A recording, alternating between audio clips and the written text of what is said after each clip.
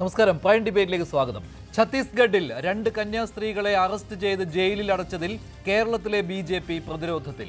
കേരളത്തിൽ ക്രൈസ്തവർക്ക് പ്രശംസയും മറ്റ് സംസ്ഥാനങ്ങളിൽ കുറ്റപത്രവും നൽകുന്നുവെന്നാണ് കത്തോലിക്ക സഭ പറയുന്നത്.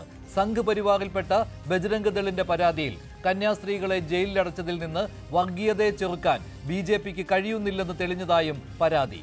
സഭകൾ ഒറ്റക്കെട്ടായി കന്യാസ്ത്രീകളെ മനുഷ്യക്കടത്ത് ചുമത്തി ജയിലിലടച്ചതിനെതിരെ രംഗത്തെത്തിക്കഴിഞ്ഞു. UDF-ഉം LDF-ഉം ന്യൂനപക്ഷ വേട്ടയ്ക്കെതിരെ പ്രതിഷേധത്തിൽ. പാർലമെന്റിൽ പോലും പ്രതിഷേധം പ്രതിഫലിച്ചു. തല്ലും തലോടലും കേക്കും ജയിലും ഒരേ സമയം ക്രൈസ്തവർക്ക് വിധിക്കുന്നു ബി.ജെ.പി. സർക്കാരുകൾ. പ്രൈം ഡിബേറ്റ് ചർച്ച ചെയ്യുന്നു.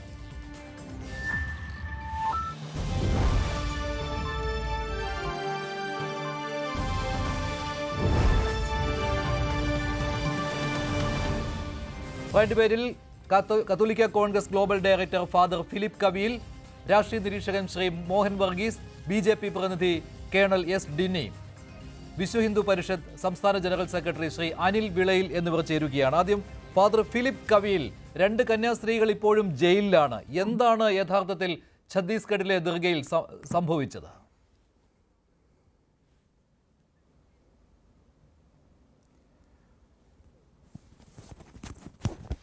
ഛത്തീസ്ഗഡിൽ ഇന്നലെ സംഭവിച്ചത് വളരെ നിർഭാഗ്യകരമായ സംഭവങ്ങളാണ്.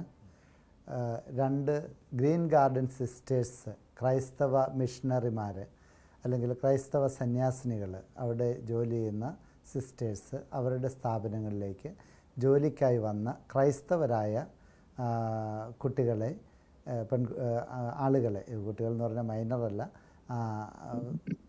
പെൺകുട്ടികളെ സ്വീകരിക്കാൻ വേണ്ടി റെയിൽവേ സ്റ്റേഷനിലെത്തിയതായിരുന്നു. അപ്പോൾ ഈ റെയിൽവേ സ്റ്റേഷനിൽ വെച്ച് TTR അനാവശ്യമായി ഇടപെടുകയും ബജ്രംഗ് ദളിൻ്റെ പ്രവർത്തകരെന്ന് പറയുന്ന ആളുകളെ വിളിച്ചുകൂട്ടിയെന്നുമാണ് മാധ്യമങ്ങൾ റിപ്പോർട്ട് ചെയ്തിരിക്കുന്നത്.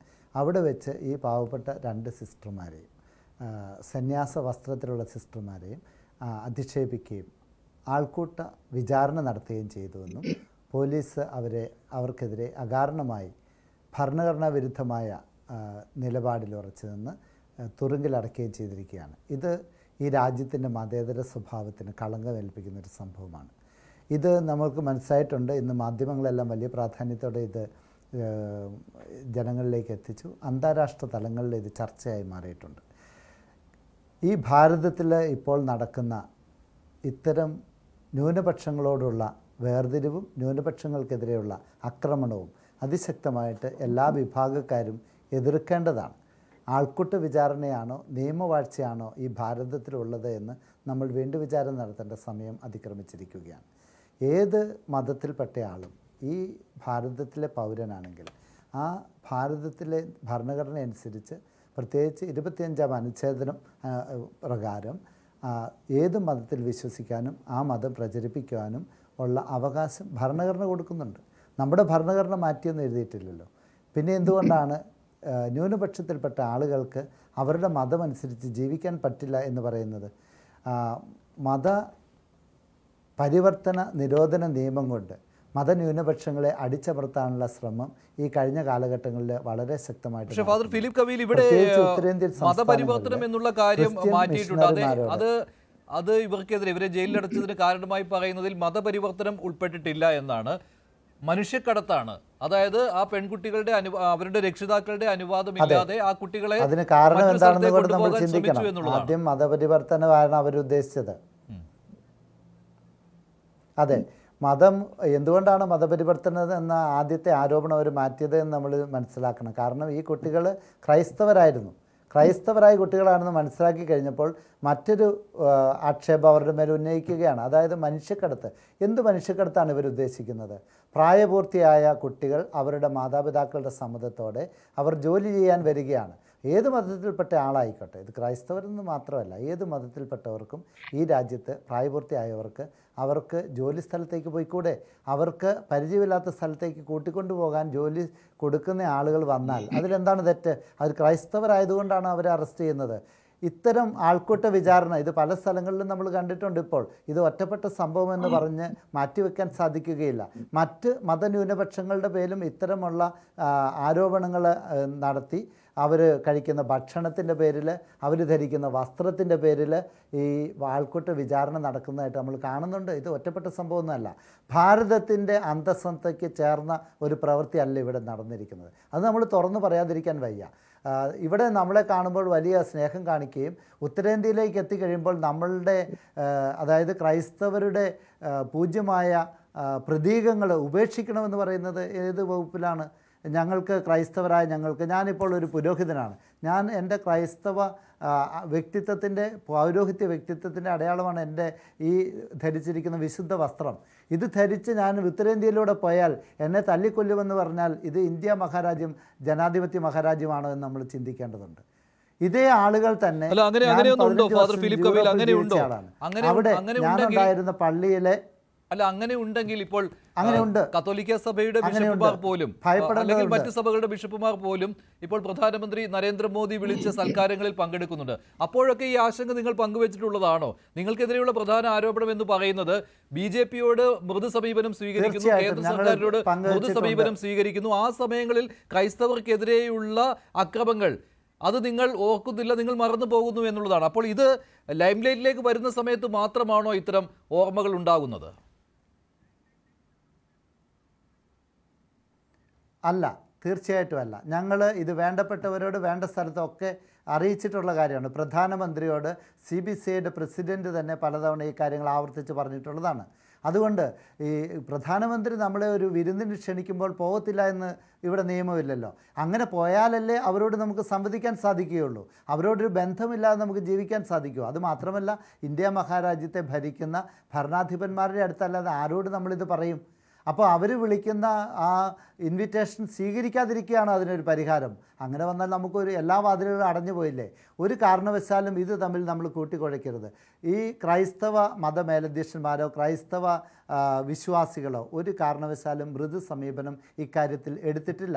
അത് മറ്റുള്ള ആളുകളുടെ വ്യാജമായ ആരോപണം മാത്രമാണ്. BJP ഗവൺമെൻറ്റിനോട് ഞങ്ങൾക്ക് പ്രത്യേക ആനുകൂല്യമോ അല്ലെങ്കിൽ അവർക്ക് അനുകൂലമായോ പ്രതികൂലമായോ ഞങ്ങൾ പറയുന്നില്ല. ഞങ്ങൾക്ക് അനുഭവപ്പെടുന്ന ബുദ്ധിമുട്ടുകൾ അത് BJP ആണെങ്കിലും കോൺഗ്രസ് ആണെങ്കിലും മറ്റു പാർട്ടികളാണെങ്കിലും ഞങ്ങൾ തുറന്നു പറയും. അതിനുള്ള ആർജവത്വം ഞങ്ങൾക്കുണ്ട്. ഇത് ഞങ്ങൾക്ക് ഇങ്ങനെ ഒരു പ്രശ്നമുണ്ടാകുമ്പോൾ ഞങ്ങളത് തുറന്നു പറയുന്നില്ല എന്ന് പറയുന്നത് ശരിയല്ല. ക്രൈസ്തവരായ ആളുകൾക്ക് അല്ലെങ്കിൽ ന്യൂനപക്ഷത്തിലുള്ള ആളുകൾക്ക് നിർഭയം ഈ നാട്ടിൽ ജീവിക്കാനുള്ള ഒരവസ്ഥ ഉണ്ടാകേണ്ടതാണ്. അത് നമ്മുടെ ഭരണഘടന അനുവദിക്കുന്ന കാര്യമാണ്.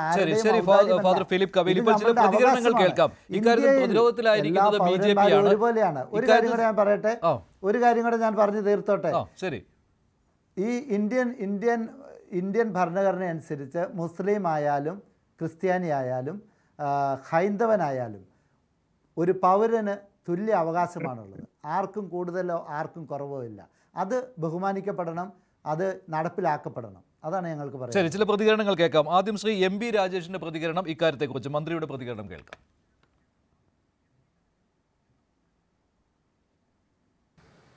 ന്യൂനപക്ഷങ്ങൾക്കെതിരായി സംഘപരിവാർ ഭരണകൂടത്തെ ഉപയോഗിച്ച് രാജ്യവ്യാപകമായി നടത്തുന്ന അതിക്രമങ്ങളുടെ അടിച്ചമർത്തലുകളുടെ മറ്റൊരു ഉദാഹരണമാണ് ഇപ്പോൾ ഉണ്ടായിട്ടുള്ളത്.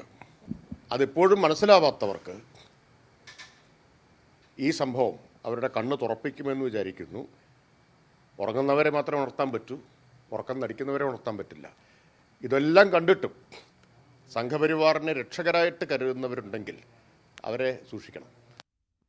ശരി, ശ്രീ കേണൽ S. ഡിന്നി, എന്താണ് ശരിക്കും ഛത്തീസ്ഗഡിൽ സംഭവിച്ചിരിക്കുന്നത് എന്ന കാര്യത്തിൽ ഇപ്പോഴും ഇവിടെ ഒരു അവ്യക്തതയുണ്ട്. പക്ഷേ കത്തോലിക്ക സഭയും മറ്റ് സഭകളും പറയുന്നത് കന്യാസ്ത്രീകളെ മനഃപൂർവ്വം ജയിലിൽ അടയ്ക്കുകയായിരുന്നു, അവിടെ ഒരു മനുഷ്യക്കടത്തും ഒരു മതപരിവർത്തനവും നടന്നിട്ടില്ല എന്നാണ്. ഇക്കാര്യത്തിൽ കന്യാസ്ത്രീകൾക്കെതിരെ നടക്കുന്നത് അത് ശരിയായ കാര്യമല്ല എന്ന് സംസ്ഥാന BJP-ക്കും ഒരു തോന്നലുണ്ടല്ലോ. അതുകൊണ്ടാണല്ലോ അങ്ങോട്ടൊരു സംഘത്തെ അയക്കുവാൻ പോലും തീരുമാനിച്ചിരിക്കുന്നത്. അപ്പോൾ ക്രൈസ്തവർക്കെതിരെ വേട്ട നടക്കുന്നുണ്ട്. ഇക്കാര്യം സംസ്ഥാന BJP-യും സമ്മതിക്കുകയാണോ? നോക്കൂ, ഇതിനകത്ത് ശ്രീ മഞ്ജുഷ് ഫാദർ പറഞ്ഞ കാര്യങ്ങളിൽ ആ ഒരു ആശങ്ക അത് ഞാൻ കംപ്ലീറ്റ്ലി ഉൾക്കൊള്ളുന്നുണ്ട്. എന്താണ് അദ്ദേഹം അത് പറയാൻ കാരണം, അല്ലെങ്കിൽ അദ്ദേഹത്തിന്റെ ആ ഒരു സ്പിരിറ്റ് ഞാൻ മനസ്സിലാക്കുന്നുണ്ട്. First and foremost Shri Manjush പറഞ്ഞ പോലെ ഇതൊരു നടക്കാൻ പാടില്ലാത്ത ഒരു സംഭവം തന്നെയാണ് അവിടെ നടന്നിട്ടുള്ളത്. അതിനകത്ത് യാതൊരു സംശയമില്ല. പക്ഷെ എന്താണ് നടന്നിട്ടുള്ളത് എന്ന് കൃത്യമായി നമ്മൾ അറിയണം. അപ്പൊ അതിനു വേണ്ടിയാണ് നമ്മൾ പറയുന്നത് ഒരു നീതി ആയിട്ടുള്ള ഒരു അന്വേഷണം നടക്കണം. അതിന്റെ ഭാഗമായിട്ട് തന്നെയാണ് ഈ സംഭവം നടന്ന ഉടനെ തന്നെ നമ്മുടെ സംസ്ഥാന പ്രസിഡന്റും അതുപോലെ തന്നെ മറ്റ് നേതാക്കന്മാരെല്ലാം അവിടുത്തെ ഛത്തീസ്ഗഡിന്റെ ചീഫ് മിനിസ്റ്റർ ആയാലും ശരി, അവിടുത്തെ മിനിസ്റ്റേഴ്സ് ആയാലും ശരി, പ്രൈം മിനിസ്റ്റർ ഓഫീസ് എന്നതിൽ പോലും മറ്റു സ്ഥലത്തു നിന്നുള്ള ഒരു ഇടപെടൽ, അത് എന്താണ് സംഭവിച്ചത് എന്നുള്ളത് അറിയാൻ വേണ്ടി, ആ കറക്റ്റ് ആയിട്ടുള്ള ഇൻവെസ്റ്റിഗേഷൻ നടക്കുന്നോ എന്ന് അറിയാൻ വേണ്ടിയുള്ള ഇമീഡിയറ്റ് ആയിട്ടുള്ള നമ്മുടെ കാര്യം നടന്നത്. രണ്ടാമതായിട്ട് ഇവിടുന്ന് നേരിട്ട് അറിയാം. ഇപ്പൊ നമ്മുടെ ജനറൽ സെക്രട്ടറി ആയിട്ട് ശ്രീ അനൂപ് ആന്റണി നേരിട്ടായിട്ട് അദ്ദേഹം ഓൾറെഡി ഛത്തീസ്ഗഡിലേക്ക് പോയി കഴിഞ്ഞു. അപ്പൊ ഇതാണ് നമ്മൾ അവിടെ ആ എടുത്ത ഒരു നടപടി. കാരണം അങ്ങനെ ഒരു സംഭവം നടക്കാൻ പാടില്ല. അത് എന്താണ് സംഭവിച്ചത്? കാരണം രണ്ട് വേർഷൻ ആകരുത്, രണ്ട് രീതിയിലുള്ള കാര്യങ്ങളാണ് അവിടുന്ന് പുറത്തു വരുന്നത്. ഒരു വർഷം ഫാദർ പറഞ്ഞ പോലെ രണ്ട് കന്യാസ്ത്രീകൾ അവർ രണ്ട് മേജർ, അതായത് മൈനർ അല്ലാത്ത രണ്ട് കുട്ടികളുമായിട്ട് അവർ പോവുകയായിരുന്നു. ടി ടി പ്ലാറ്റ്ഫോം ടിക്കറ്റ് ചോദിക്കുന്നു, അവർക്ക് കാണിക്കാൻ സാധിക്കില്ല. അങ്ങനെ ആ രീതിയിലുള്ള അവിടെ മറ്റേ ആക്ടിവിസ്റ്റ് ഒക്കെ വന്ന് അവിടെ ബഹളം ഉണ്ടാക്കുന്നു, അങ്ങനെ ഒരു പ്രശ്നം ഉണ്ടാകുന്നു. കന്യാസ്ത്രീകളെ മജിസ്ട്രേറ്റിന്റെ മുന്നിൽ പോകുന്നു, അവരെ റിമാൻഡ് ചെയ്യുന്നു. രണ്ടാമത്തെ വേർഷൻ പറയുന്നത് വെച്ച് കഴിഞ്ഞാൽ ഈ കുട്ടികളിൽ ഒരു കുട്ടി ആധാർ കാർഡ് ചോദിച്ചപ്പോൾ അവർ ആധാർ കാർഡ് ഇല്ലായിരുന്നു. അതുപോലെ തന്നെ അവർക്ക് അവരുടെ ഒരു കുട്ടി അതിനകത്ത് റിപ്പോർട്ട് പറയുന്നു, ഞാൻ എന്റെ സമ്മതം ഇല്ലാതാണ് പോയെന്നുള്ളത്. അങ്ങനെയുള്ള ഒരു കൺഫ്യൂഷൻ ആയിട്ടുള്ള ഒരു രീതി വരുന്നത്. അപ്പൊ എന്താണ് സത്യത്തിൽ നടന്നതെന്നുള്ളത് അത് നമ്മൾ അറിയണം. ആ സത്യത്തിന്റെ കൂടെ ആയിരിക്കും ഭാരതീയ ജനതാ പാർട്ടി എന്നുള്ളതിനകത്ത് യാതൊരു സംശയമില്ല. ഇനി ഫാദർ പറഞ്ഞ പോലെ ഒരു കാര്യമാണ്, അതായത് ന്യൂനപക്ഷങ്ങളെ തെരഞ്ഞു പിടിച്ചിട്ടാണ് ഇങ്ങനെ ഒരു അജണ്ട ഉണ്ടെങ്കിൽ ഞാൻ മൂന്നേ ഉദാഹരണം മാത്രം പറയാം. കാരണം അത് കാണിക്കുന്നത് നമ്മുടെ നയം എന്താണ്. ഈ പ്രധാനമന്ത്രി നരേന്ദ്രമോദി സബ്കാ സാത്ത് സബ്കാ വിശ്വാസ് സബ്കാ വികാസ് എന്ന് പറയുമ്പോൾ അത് എക്സാമ്പിൾ സഹിതമാണ് ചെയ്യുന്നതെന്നുള്ള ഒരു മൂന്ന് എക്സാമ്പിൾ മാത്രമേ ഞാൻ പറയുന്നുള്ളൂ. ഒന്ന്, നമുക്കറിയാം ഒരു ഫാദർ അലക്സിസ് പ്രേംകുമാർ എന്ന് പറഞ്ഞിട്ട് അദ്ദേഹം താലിബാന്റെ അണ്ടറിലാണ്. ആ താലിബാനിൽ നിന്ന് പ്രധാനമന്ത്രി മോദിജി അദ്ദേഹത്തിനെ അവിടെ സംസാരിച്ചു, അദ്ദേഹത്തിനെ അവിടുന്ന് റിലീസ് ചെയ്ത് കൊണ്ടുപോയി. അദ്ദേഹത്തെ അവിടുന്ന് താലിബാൻ പോലത്തുള്ള ഒരു ഭീകര സംഘടനയുടെ ഗ്രൂപ്പിൽ രക്ഷിച്ചുകൊണ്ട് 2015 ഇത് നടത്തുന്നുള്ളത്. ഇനി 2016 യമനില് വേറൊരു ഫാദർ ടോം ഉൾനലിൽ പറഞ്ഞ അദ്ദേഹം അവിടെ 4 നണ്ണുണ്ടായിരുന്നു. ആ 4 നന്മാരെയും വധിച്ചിരുന്നു യമനിലെ ISS. എന്നിട്ട് ഒമാൻ ത്രൂ അന്ന് ശ്രീ സുഷമ സ്വരാജ് ഉണ്ടായിരുന്നു, അവർ സംസാരിച്ചു, പ്രധാനമന്ത്രി നേരിട്ട് സംസാരിച്ചു. ആ ഫാദറിനെ നമ്മൾ തിരിച്ചു കൊണ്ടുവന്നു. എന്തുകൊണ്ടാണ്? അത് നമ്മുടെ പൗരനാണ്, നമ്മുടെ ആളാണ് എന്നുള്ളതാണ്. ഇനി ഇന്നലത്തെ ഞാനൊരു ഉദാഹരണം കൂടെ പറയാം. ഇന്നലെ ഞാനൊരു ഇന്റർവ്യൂ കേൾക്കായിരുന്നു. അത് ബഹുമാനപ്പെട്ട നമ്മുടെ ഗോവ ഗവർണർ ശ്രീധരൻ പിള്ള സർ ഒരു ഇന്റർവ്യൂവിൽ പറയുകയാണ്, അതായത് ഷാർജയില് ശ്രീ അടൽ ബിഹാരി വാജ്പേയിക്ക് 50 സെന്റ് അവിടുത്തെ രാജാവ് കൊടുക്കുകയായിരുന്നു. ആ 50 സെന്റ് അന്ന് അടൽ ബിഹാരി വാജ്പേയി, ഭാരതീയ ജനതാ പാർട്ടിയുടെ പ്രധാനമന്ത്രി ആയിരുന്ന അടൽ ബിഹാരി വാജ്പേയി അത് കൊടുത്തത് IPC, Indian Pentecostal church of God എന്ന് പറയുന്ന അവർക്കാണ് കൊടുത്തത്. ആ കൊടുത്തിട്ട് അവർ അവിടെ ചർച്ച് പണിയാൻ പറഞ്ഞു.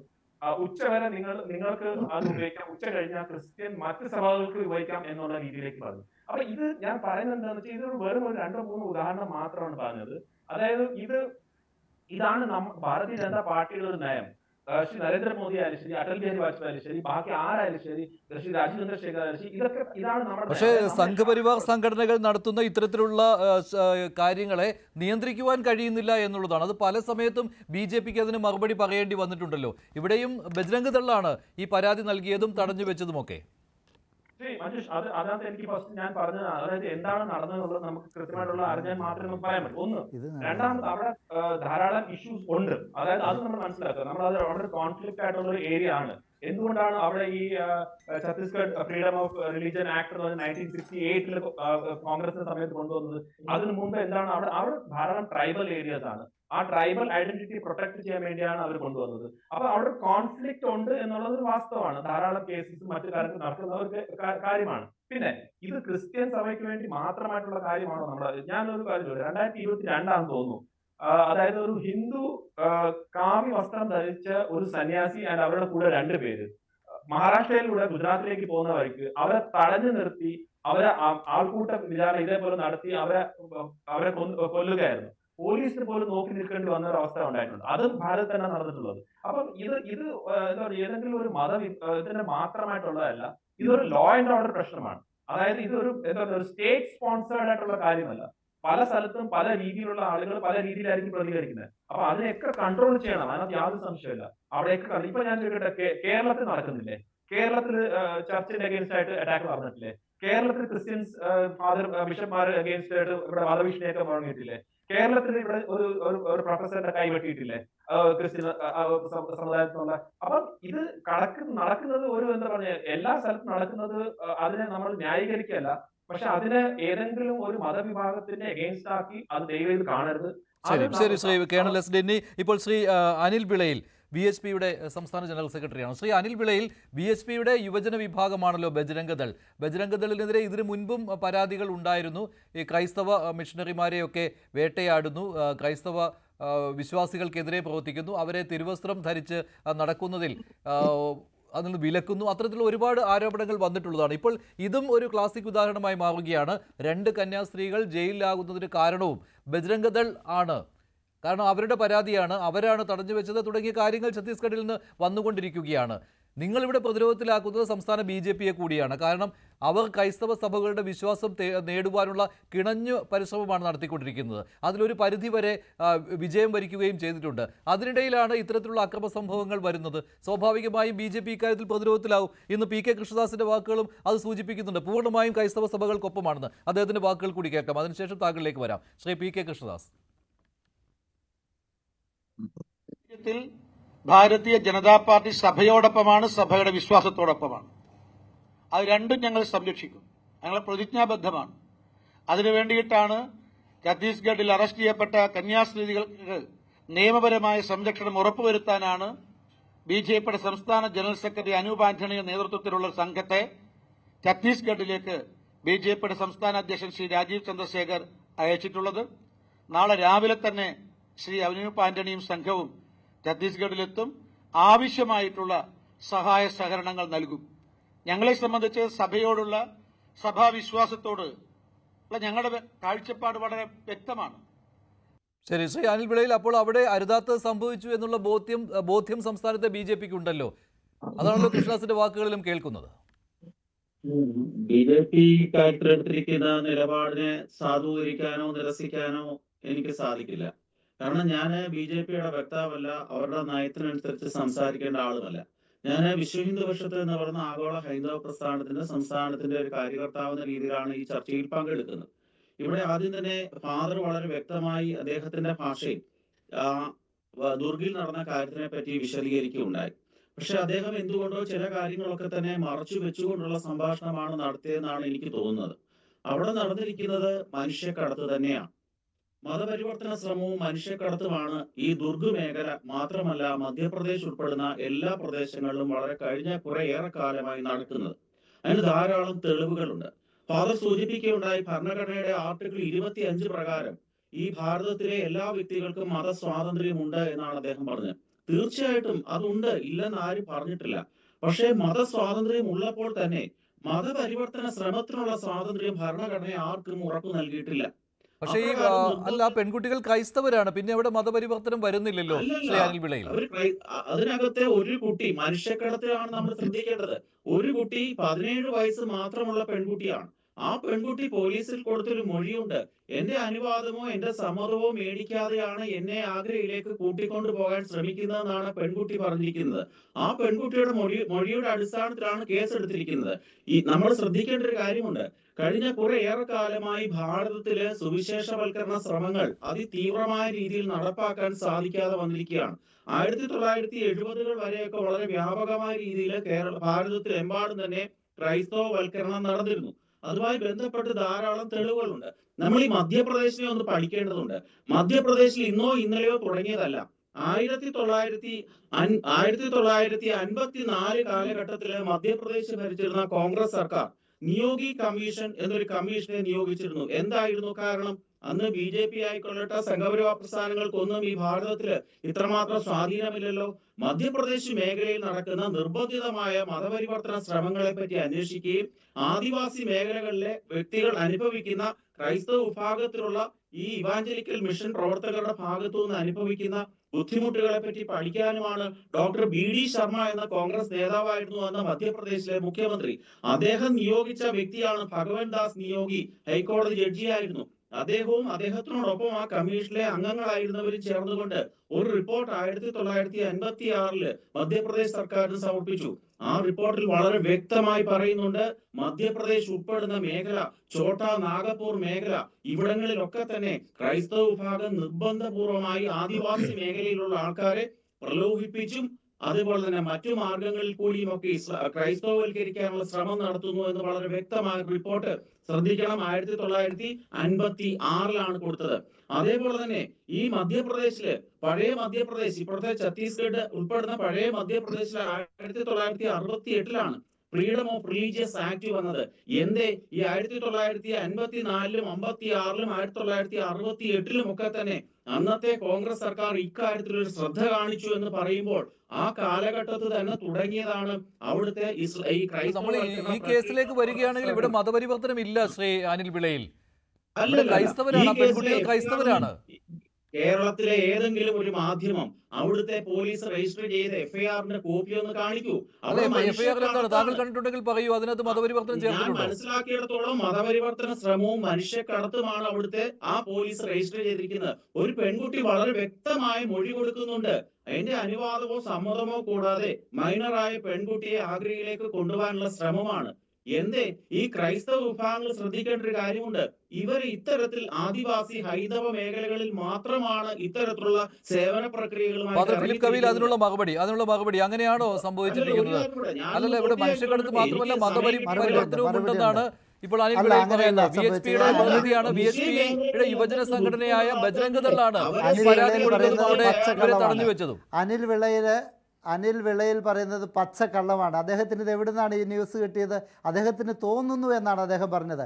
അദ്ദേഹത്തിന്റെ തോന്നലുകളല്ല ഇവിടെ വിളമ്പേണ്ടത്. 1956 48 എന്നൊക്കെ പറഞ്ഞ് അദ്ദേഹം പറഞ്ഞല്ലോ. അദ്ദേഹം ഇത്ര നേരം പറഞ്ഞു. ഞാനൊരു ചോദ്യം ചോദിക്കാം, ഉത്തരം പറയാൻ പറ്റുമോ? അതെ, ഞാൻ ചോദിക്കട്ടെ ശ്രീ അനിൽ, താങ്കളോട് ചോദിക്കട്ടെ. 1968 48 ഒക്കെ കണക്കങ്ങ് പറഞ്ഞല്ലോ. അങ്ങനെയെങ്കിൽ ഈ 1948 ഉണ്ടായിരുന്ന ക്രൈസ്തവരുടെ എണ്ണവും ഇപ്പോഴുള്ള ക്രൈസ്തവരുടെ എണ്ണവും വെച്ച് സാമാന്യ ബുദ്ധിയോടെ ചിന്തിക്കാൻ താങ്കൾക്ക് സാധിക്കുമെങ്കിൽ ഒന്ന് കമ്പയർ ചെയ്ത് പറയൂ. അന്നുണ്ടായിരുന്നതിൽ എത്രയോ ശതമാനം കുറവാണ്. അങ്ങനെ മതപരിവർത്തനം നടത്തിയെങ്കിൽ എന്തുകൊണ്ടത് കൂടുന്നില്ല? സാമാന്യ ബുദ്ധിയോടെ ചിന്തിക്കണം. അല്ലെങ്കിൽ താങ്കൾക്ക് കണക്കറിയത്തില്ല. സ്കൂളിൽ പോയിട്ടുള്ള ഒരു വ്യക്തിയാണെങ്കിൽ, കണക്ക് പഠിച്ചിട്ടുള്ള ഒരു വ്യക്തിയാണെങ്കിൽ താങ്കൾക്ക് ഇത്രമാത്രം അബദ്ധജടിലമായ പ്രസ്താവന നടത്താൻ പറ്റിയല്ല. താങ്കൾ പറയുന്നത് പച്ചക്കള്ളമാണ്. ഈ നാട്ടിലെ ജനങ്ങളെ തെറ്റിദ്ധരിപ്പിക്കാൻ താങ്കൾ ബോധപൂർവം പരിശ്രമിക്കുകയാണ്. ഇത് നിങ്ങളുടെ ഒരു അജണ്ടയാണ്. താങ്കൾ ചെയ്യുന്നത് വെറും അസത്യമാണ് താങ്കൾ പറയുന്നത്. ഈ പെൺകുട്ടിയെ നിങ്ങൾ ബോധപൂർവം അവരെ കൊണ്ട് നിർബന്ധിപ്പിച്ച് മാറ്റി എഴുതിച്ചു എന്നാണ് ഞങ്ങൾ മനസ്സിലാക്കിയിട്ടുള്ളത്. അതുകൊണ്ട് നിങ്ങളുടെ ഇത്തരം പ്രവർത്തനങ്ങളൊന്നും വിലപ്പോലെ ഈ രാജ്യത്തെ ബുദ്ധിയുള്ള വിവരമുള്ള ആളുകൾ ഇത് കാണുന്നുണ്ട്. അത് മാത്രമല്ല, അന്താരാഷ്ട്ര രംഗങ്ങളിൽ പോലും ആംനസ്റ്റി ഇന്റർനാഷണൽ പോലെയുള്ള ആളുകൾ ഇതിനകത്ത് ഇടപെടണമെന്നാണ് ഞങ്ങൾക്ക് പറയാനുള്ളത്. അല്ല ഫാദർ, അപ്പോൾ മതപരിവർത്തനം കൂട്ടിച്ചേർത്തിട്ടുണ്ട് എന്നാണോ? മതപരിവർത്തനവും ഉണ്ടെന്നാണോ? അങ്ങനെയാണല്ലോ, കുട്ടികളെ കൊണ്ട് നിർബന്ധപൂർവ്വം അങ്ങനെ ഇദ്ദേഹം എന്തൊരു പച്ച നുണയാണ് പറയുന്നത്. ഫാദർ പറഞ്ഞത് മനസ്സിലാക്കൂ ശ്രീ മഞ്ജുഷ് ഗോപാൽ. അതെ, താങ്കൾക്കല്ലാതെ അതിനെതിരെ ഒരു തെളിവുണ്ടോ? താങ്കൾക്ക് തോന്നുന്നതല്ലേ താങ്കൾ പറയുന്നത്? താങ്കൾ പറയൂ. താങ്കൾ തോന്നുന്നതാണ് പറയുന്നത്. തെളിവുണ്ടെങ്കിൽ താങ്കൾ പ്രദർശിപ്പിക്കൂ. എനിക്ക് പറയാൻ അവസരം കിട്ടുമോ ശ്രീ മഞ്ജുഷ് ഗോപാൽ? ഇവിടെ നടന്നത് എന്താണ്? പാവപ്പെട്ട 2 ക്രൈസ്തവ മിഷണറിമാരെ ജനക്കൂട്ട് വിചാരണ നടത്തുകയാണ് ചെയ്തത്. അത് TV-യിൽ കൂടെ എല്ലാവരും കണ്ടതാണ്. താങ്കളെ പോലെയുള്ള ആളുകൾ വളരെ കൃത്യമായി പ്ലാൻ ചെയ്ത് നടപ്പിലാക്കിയ ഒരു പദ്ധതിയാണോ എന്ന് ഞങ്ങൾ സംശയിച്ചാൽ ഞങ്ങളെ കുറ്റം പറയാൻ പറ്റുമോ? ആ BJP-യുടെ നേതാവ് പറഞ്ഞത് വളരെ തുറന്നൊരു മനോഭാവമാണ്. ശ്രീ കൃഷ്ണദാസ് പറഞ്ഞത് വളരെ കൃത്യമായ ഒരു കാര്യമാണ്. അദ്ദേഹം പറഞ്ഞതുപോലെ സത്യം പറയാൻ താങ്കൾക്ക് സാധിക്കുന്നില്ലല്ലോ. ശരി, BJP ഇക്കാര്യത്തിൽ സ്വീകരിച്ച നിലപാട് പോലെ VHPക്ക് പറ്റുന്നില്ല എന്നാണ് ഫാദർ പറയുന്നത്. അല്ലല്ല, വളരെ വ്യക്തമായ നയം വിശ്വ ഹിന്ദു പക്ഷത്തിനുണ്ട്. ഈ പറഞ്ഞ അദ്ദേഹം തന്നെ സമ്മതിച്ചിട്ടുണ്ട്, ആ കുട്ടികളെ കൊണ്ട് പ്രയാസപ്പെടുത്തിക്കൊണ്ട് അല്ലെ സമ്മർദ്ദപ്പെടുത്തിക്കൊണ്ടാണ് നിർബന്ധിത മതപരിവർത്തനത്തിന്റെ വകുപ്പ് ഇട്ടതെന്നാണ് അദ്ദേഹം പറഞ്ഞിരിക്കുന്നത്. നമുക്കറിയാമല്ലോ, ഇവിടെ ജുഡീഷ്യൽ സിസ്റ്റം ഉണ്ട്. ആ ജുഡീഷ്യൽ സിസ്റ്റത്തിന്റെ ഭാഗമായി ഏത് ദേഹമാണത് പറഞ്ഞത്? താങ്കളല്ലേ ഇപ്പൊ ശ്രീ പറഞ്ഞത്. കൃഷ്ണദാസ് പറഞ്ഞത് അങ്ങനെയല്ല. നിങ്ങൾ മാറ്റി കൃഷ്ണദാസിന്റെ പഠിക്കരുത്, കാര്യമല്ലല്ലോ വളച്ചൊടിക്കരുത്. പറഞ്ഞത്. ഇത് VHP കൃഷ്ണദാസ് ഇല്ല, പറഞ്ഞ കാര്യമല്ലല്ലോ VHPയുടെ ഞാൻ പറഞ്ഞത്. താങ്കൾ പറഞ്ഞ വക്താവ് കാര്യത്തിലാണ് മറുപടി. പറയുന്നത് BJP യുടെ അസത്യമാണെന്ന് നമുക്ക് ആ വ്യക്തികൾ കേൾക്കുന്നവർക്ക് പറയുന്നതിനല്ല മനസ്സിലാവും. മറുപടി. ഇത് ഈ നാട്ടിലെ ചർച്ചയിലാണ് ഞാൻ മറുപടി അരിയാഹാരം പറയുന്നത്. കഴിക്കുന്ന മനുഷ്യർക്ക് മനസ്സിലാക്കാവുന്ന കാര്യമേ ഉള്ളൂ. ശ്രീ അനിൽ വിളയിൽ, താങ്കൾ പച്ചക്കള്ളം എനിക്ക് പറയാൻ അവസരം ആവർത്തിച്ചുകൊണ്ട് തരണം. അത് അദ്ദേഹം സത്യമാവുകയില്ല. ഇവിടെ ഈ അദ്ദേഹം നാട്ടിലെ ജനങ്ങളെ ഒരു കണ്ടുകൊണ്ടിരിക്കുന്നതാണ്, പുരോഹിതനായതുകൊണ്ട് അദ്ദേഹത്തിന് കൂടുതൽ ഈ അവസരവും നാട്ടിലെ ജനങ്ങൾ എനിക്കിതിനെപ്പറ്റി കണ്ടുകൊണ്ടിരിക്കുന്നതാണ് പറയാൻ TV യിൽ അവിടെ എന്താണ് സംഭവിച്ചതെന്ന്. ചരിത്രങ്ങളിലേക്ക് പറയേണ്ടതുണ്ട്. ഈ ഭാരതത്തിൽ എമ്പാടും നടക്കുന്ന സുവിശേഷവൽക്കരണ ശ്രമങ്ങൾ കൃത്യമായ രീതിയിൽ എനിക്ക് പറയേണ്ടതുണ്ട്. പറയാൻ അവസരം തരണം. ഇന്റഗ്രൽ മിഷൻ ഡൈനാമിക്സ് എന്ന് പറയുന്ന സുവിശേഷവൽക്കരണ ശ്രമങ്ങളെ നിങ്ങൾ എന്തുകൊണ്ട് ഭയപ്പെടുന്നു? സുവിശേഷവൽക്കരണ ശ്രമങ്ങളെ ഞങ്ങൾ ആരെയും നിർബന്ധിച്ച് മതം അന്ന് അദ്ദേഹം മാറ്റുന്നില്ല. ചർച്ച നടത്തട്ടെ. അങ്ങനെ ശ്രീ ലക്ഷ്യം മഞ്ജുഷ് ഞങ്ങൾക്കില്ല. ഞാൻ അങ്ങനെ എന്നെ ഉണ്ടായിരുന്നെങ്കിൽ ഒഴിവാക്കുക ദയവായിട്ട്. എന്തുകൊണ്ട് ഞങ്ങളുടെ ജനസംഖ്യ ഇന്നും വളരെ കുറഞ്ഞു നിൽക്കുന്നു? നിങ്ങൾ അതിന് ഉത്തരം പറയണം.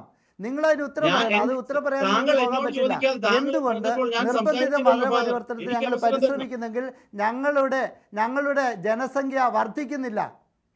അതാ ചോദിക്കുന്നത്. അദ്ദേഹം നിങ്ങൾ പറഞ്ഞു അതിന് കഴിഞ്ഞിട്ട് ഉത്തരം ഞാൻ പറയും. പറയുന്നു. അല്ലെ എന്നെ ഒഴിവാക്കുക. നിങ്ങൾ പറയുന്നത് പോലെ മറ്റു മനുഷ്യരെ പ്രലോഭിപ്പിച്ച് നിർബന്ധിച്ച് മതപരിവർത്തനം നടത്തുകയാണെങ്കിൽ എന്തുകൊണ്ട് ഞങ്ങളുടെ ജനസംഖ്യ ഇന്നും വളരെ ചെറുതായിട്ട് നിൽക്കുന്നു? അതിന് ഉത്തരം പറയൂ. എനിക്ക് പറയാൻ അവസരം കിട്ടാത്ത താങ്കൾ ഇങ്ങനെ പ്രസംഗിച്ചുകൊണ്ടിരുന്നാൽ ഞാൻ എന്താ പറയേണ്ടത്? അനിൽ പറയൂ. ഫാദർ പറഞ്ഞൊരു കാര്യമുണ്ട്, എന്തുകൊണ്ട് ഞങ്ങളുടെ ജനസംഖ്യ കൂടുന്നില്ല എന്ന്. ഞാൻ അതിന് ഉത്തരം വളരെ വ്യക്തമായി നേരത്തെ തന്നെ സൂചിപ്പിക്കുകയുണ്ടായി. 1970 കാലഘട്ടം വരെ ആയിരുന്നു ഭാരതത്തില് അതിതീവ്രമായ രീതിയിലുള്ള സുവിശേഷവൽക്കരണവും മതമാറ്റവും നടന്നത്. അതിനുശേഷം പൊതുസമൂഹം, ഹൈന്ദവ സമൂഹം ഇത് തിരിച്ചറിഞ്ഞു. ഇത് തട്ടിപ്പാണ്, ഇത്തരത്തിലുള്ള മതപരിവർത്തന ശ്രമങ്ങൾ താൽക്കാലികമാണ്. മഹാത്മാഗാന്ധി അദ്ദേഹം 1931 ഏപ്രിൽ 23 യങ് ഇന്ത്യയിൽ എഴുതിയിട്ടുണ്ട്, എനിക്ക് ഏതെങ്കിലും കാലഘട്ടത്തിൽ അധികാരം കിട്ടുകയോ നിയമനിർമ്മാണം നടത്താനുള്ള സ്വാതന്ത്ര്യം കിട്ടുകയോ ചെയ്യുകയാണെങ്കിൽ ഞാൻ ഈ രാജ്യത്തെ മതപരിവർത്തനം നിർത്തുമെന്ന് പറഞ്ഞ മഹാത്മാവുള്ള രാജ്യമായിരുന്നു ഇത്. അതുപോട്ടെ ധാരാളം കൃതികൾ മഹാത്മാഗാന്ധിയുടെ കംപ്ലീറ്റ് വർക്സിനകത്ത് കൃത്യമായി പറഞ്ഞിട്ടുണ്ട്. ഈ സുവിശേഷവൽക്കരണം എന്ന് പറയുന്നത് ഈ കാലയളവിൽ എന്ന് വെച്ചാൽ അദ്ദേഹത്തിന്റെ ആ കാലയളവിലെ ഒരു ബിസിനസ് ആയിരുന്നു എന്ന്.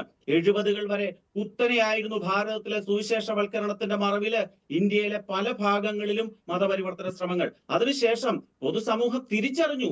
അദ്ദേഹം സൂചിപ്പിച്ചല്ലോ എന്തേ ഞങ്ങളുടെ ജനസംഖ്യ കൂടാത്തതെന്ന്. ഭാരതത്തിലെ ഹിന്ദുക്കളുടെ ജനസംഖ്യ, കേരളത്തിലെ ഹിന്ദുക്കളുടെ ജനസംഖ്യ കുറഞ്ഞതിനെ പറ്റി ഫാദറിന്റെ അഭിപ്രായം എന്താണ്? 1956 കാലഘട്ടത്തിൽ കേരളം ഉണ്ടായപ്പോൾ ഉണ്ടായ ജനസംഖ്യ ഹിന്ദുക്കൾക്ക് കേരളത്തിൽ ഉണ്ടോ? ഫാദർ അതിന് മറുപടി പറയൂ. ഇല്ല. ഭാരതത്തിൽ ഇന്ന് ഒരു സെൻസസ് നടന്നാൽ കേരളത്തിലെ ഹൈന്ദവ ജനസംഖ്യ 50% താഴെയാണ്. ഒരു നിമിഷം തരൂ, മറുപടി പറയാൻ തരൂ. മറുപടി പറയാൻ തരൂ. അവസരം കഴിയട്ടെ. ഞാൻ താങ്കൾ ചോദ്യം ചോദിച്ചു, ഉത്തരം പറയാൻ അനുവദിക്കൂ. സ്വാതന്ത്ര്യമൊന്നുമില്ലല്ലോ. ഇല്ല, താങ്കൾ ചോദ്യം ചോദിച്ചു, ഉത്തരം പറയാൻ അനുവദിക്കൂ. താങ്കൾ ചോദ്യം ചോദിച്ചതിന് ഉത്തരം പറയാൻ അനുവദിക്കൂ. ഞാൻ പറഞ്ഞു മനീഷ് സാറേ, അദ്ദേഹത്തിന്റെ ചോദ്യത്തിന് എനിക്ക് ഉത്തരം പറയണം. ഉത്തരം പറയട്ടെ. ഫാദർ ഫിലിപ്പ് കബീർ ഉത്തരം പറയട്ടെ. ഫാദർ പറയട്ടെ. അദ്ദേഹം മിണ്ടായിരിക്കുകയാണെങ്കിൽ ഉത്തരം പറയാം. ഞാൻ മിണ്ടല്ലോ. എന്റെ ചർച്ചയുടെ അവസരത്തിൽ ചോദ്യം ചോദിച്ചില്ലേ അനിൽ? അതുകൊണ്ടാണ് താങ്കളുടെ സംശയം ചോദിച്ചുകൊണ്ടാണ് കുറയുന്നു എന്ന് പറഞ്ഞു. ഞാൻ അദ്ദേഹം പറയുമ്പോൾ എനിക്കും ചോദ്യം ചോദിച്ചോളൂ. എനിക്ക് മോഹൻ വർഗീസിലേക്ക് പോകേണ്ടതുണ്ട്. ഫിലിപ്പ് കബീൽ പറയൂ ഫാദർ. താങ്കൾ ചോദിച്ചോളൂ, ഞാൻ ഉത്തരം പറയാം. താങ്കൾ ഇപ്പോൾ ചോദിച്ച ഉത്തരത്തിന് ഞാനും ഉത്തരം പറയട്ടെ. അതായത് താങ്കൾ പറഞ്ഞു ഈ ഭാരതത്തിലെ, കേരളത്തിലെ ഹിന്ദു ജനസംഖ്യ കുറയുന്നു. ഈ കുറഞ്ഞ ജനസംഖ്യയെ ഞങ്ങൾ മതപരിവർത്തനം നടത്തിയിട്ടാണെന്ന് താങ്കൾ കരുതുന്നുണ്ടോ? മതപരിവർത്തനം ഒരു കാരണം തന്നെയായിരുന്നു. എവിടെ? താങ്കൾ വങ്കത്വം വിളിച്ചു പറയരുത്, കണക്കുകൾ ഉദ്ധരിച്ച് വേണം പറയാൻ. ഈ കേരളത്തിലെ ഹിന്ദു ജനസംഖ്യ പറയുന്നത് ക്രൈസ്തവര് മതപരിവർത്തനം നടത്തിയിട്ടാണെന്ന് പറയാൻ താങ്കൾക്ക് സാധാരണ ബുദ്ധിയിൽ സാധിക്കുമോ? ഞാൻ പറയും, ഈ കേരളത്തിലെ ജനസംഖ്യ, ഹിന്ദു ജനസംഖ്യ എവിടോട്ട് അല്ല, പ്രിവിലേജ് ഒന്നുമില്ല. തിരുവസ്ത്രം നിലപാടെടുക്കുകയാണ്. ആകെ എല്ലായിടത്തും മതപരിവർത്തനം നടക്കുന്നു എന്ന രീതിയിൽ. ശ്രീ മോഹൻ വർഗീസ്, ന്യൂനപക്ഷ വേട്ടയാണോ രാജ്യത്ത് നടക്കുന്നത്? അതാണല്ലോ ഇപ്പോൾ കത്തോലിക്ക സഭയും മറ്റ് സഭകളും LDF-ഉം UDF-ഉം ഒക്കെ പറയുന്നത്. ഇവിടെ പ്രശംസ നൽകുന്നു സഭാവിശ്വാസികൾക്കും വൈദികർക്കും, പക്ഷേ അങ്ങനെയല്ല മറ്റിടങ്ങളിൽ നിന്ന്. BJP ആണ് അവിടെ പ്രതിരോധത്തിലാകുന്നത്. അപ്പോൾ സംഘപരിവാർ സംഘടനകൾ നടത്തുന്ന ഈ അക്രമങ്ങൾക്ക് മറുപടി പറയേണ്ട ഗതികേടിലായി മാറിയിരിക്കുകയാണോ സംസ്ഥാനത്ത് BJP? ഒരു പരിധിവരെ സംഘപരിവാർ സംഘടനകളുടെ ചില വിഭാഗങ്ങൾ, അതിൽ ബജ്റാംഗ് ദളിനെ പ്രത്യേകമായി എടുത്തു പറയാം, അവർ ചെയ്തുകൊണ്ടിരിക്കുന്ന ചില കാര്യങ്ങൾ, ചില നീക്കങ്ങൾ, അത് മറ്റൊരിടത്തെ ഭാരതീയ ജനതാ പാർട്ടി സമ്മർദ്ദത്തിലാക്കുന്നു. കൃത്യമായി പറഞ്ഞാൽ ഛത്തീസ്ഗഡിൽ നടന്ന ഈ അൺഫോർച്ചുനേറ്റ് ഇവന്റ്, അതിന് ഏറ്റവും അധികം റിപ്പർക്കഷൻസ് ഉണ്ടാകുന്നത് ഛത്തീസ്ഗഡിലല്ല, അവിടെ നേരെ മാറിക്കിടക്കുന്ന കേരളത്തിലാണ്. ക്രൈസ്തവ സഭകളുമായി ഒരു നിരപ്പിന്റെ അനുഭവത്തിൽ പോവുക, ഇത് BJPയുടെ ഏറെക്കാലമായുള്ള നയമാണ്. കേരളത്തിൽ തീർച്ചയായും BJPക്ക് ഒരു അസ്തിത്വം ഉണ്ടാകണമെങ്കിൽ, ഫുട് ഹോൾഡ് ഉണ്ടാകണമെങ്കിൽ, ക്രൈസ്തവ ന്യൂനപക്ഷം, കേരളത്തിലെ ജനസംഖ്യയുടെ 18% വരുന്ന ക്രൈസ്തവ ന്യൂനപക്ഷങ്ങളെ ഒരു വിഭാഗത്തെയെങ്കിലും കൂടെ നിർത്താൻ സാധിക്കണം. പലപ്പോഴും അവരെയൊക്കെ ക്രിസ്സംഖികൾ എന്നൊക്കെ പറഞ്ഞിങ്ങനെ പല സാമാന്യവൽക്കരിക്കാറുണ്ട്. അത് പൂർണ്ണമായും ശരിയല്ല. പക്ഷെ അതേസമയം ഇസ്ലാമോഫോബിയ ക്രൈസ്തവ മനസ്സുകളിൽ ബോധപൂർവം വളർത്താൻ ശ്രമങ്ങൾ നടത്തിയിട്ടുണ്ട്. ജോസഫ് മാഷിന്റെ കൈവെട്ടൊക്കെ തൊടുപുഴ ന്യൂമാൻസ് കോളേജിലെ ജോസഫ് മാഷിന്റെ കൈവെട്ടലാണ് ഒരു ടേണിംഗ് പോയിന്റ് ആയിട്ട് വന്നത്.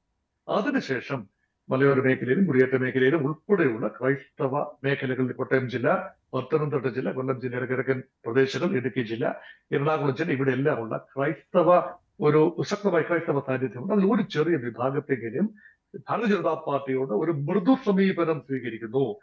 അതോടൊപ്പം ചേർത്ത് വായിക്കേണ്ടതാണ് സഭകളുടെ ഇടയന്മാർ, അതായത് പ്രത്യേകിച്ചും ഓർത്തഡോക്സ്, ജേക്കബൈറ്റ്, മാർത്തോമ അങ്ങനെയുള്ള സഭകൾ, കത്തോലിക്ക സഭയുടെ 3 റീത്തുകളായി നിൽക്കുന്ന കത്തോലിക്ക സഭയുടെ ഒക്കെ പിതാക്കന്മാർ, ബിഷപ്പ്, അവരുമായി BJPയുടെ നേതാക്കൾ, കേരളത്തിലെ നേതാക്കളും കേന്ദ്ര നേതാക്കളും പ്രധാനമന്ത്രി പോലും നിരന്തരമായി സംസാരത്തിലാണ്. അതാണ് ക്രിസ്തുമസ് ഈസ്റ്റർ നയതന്ത്രം എന്ന പേരിൽ നമ്മൾ അറിയുന്നത്.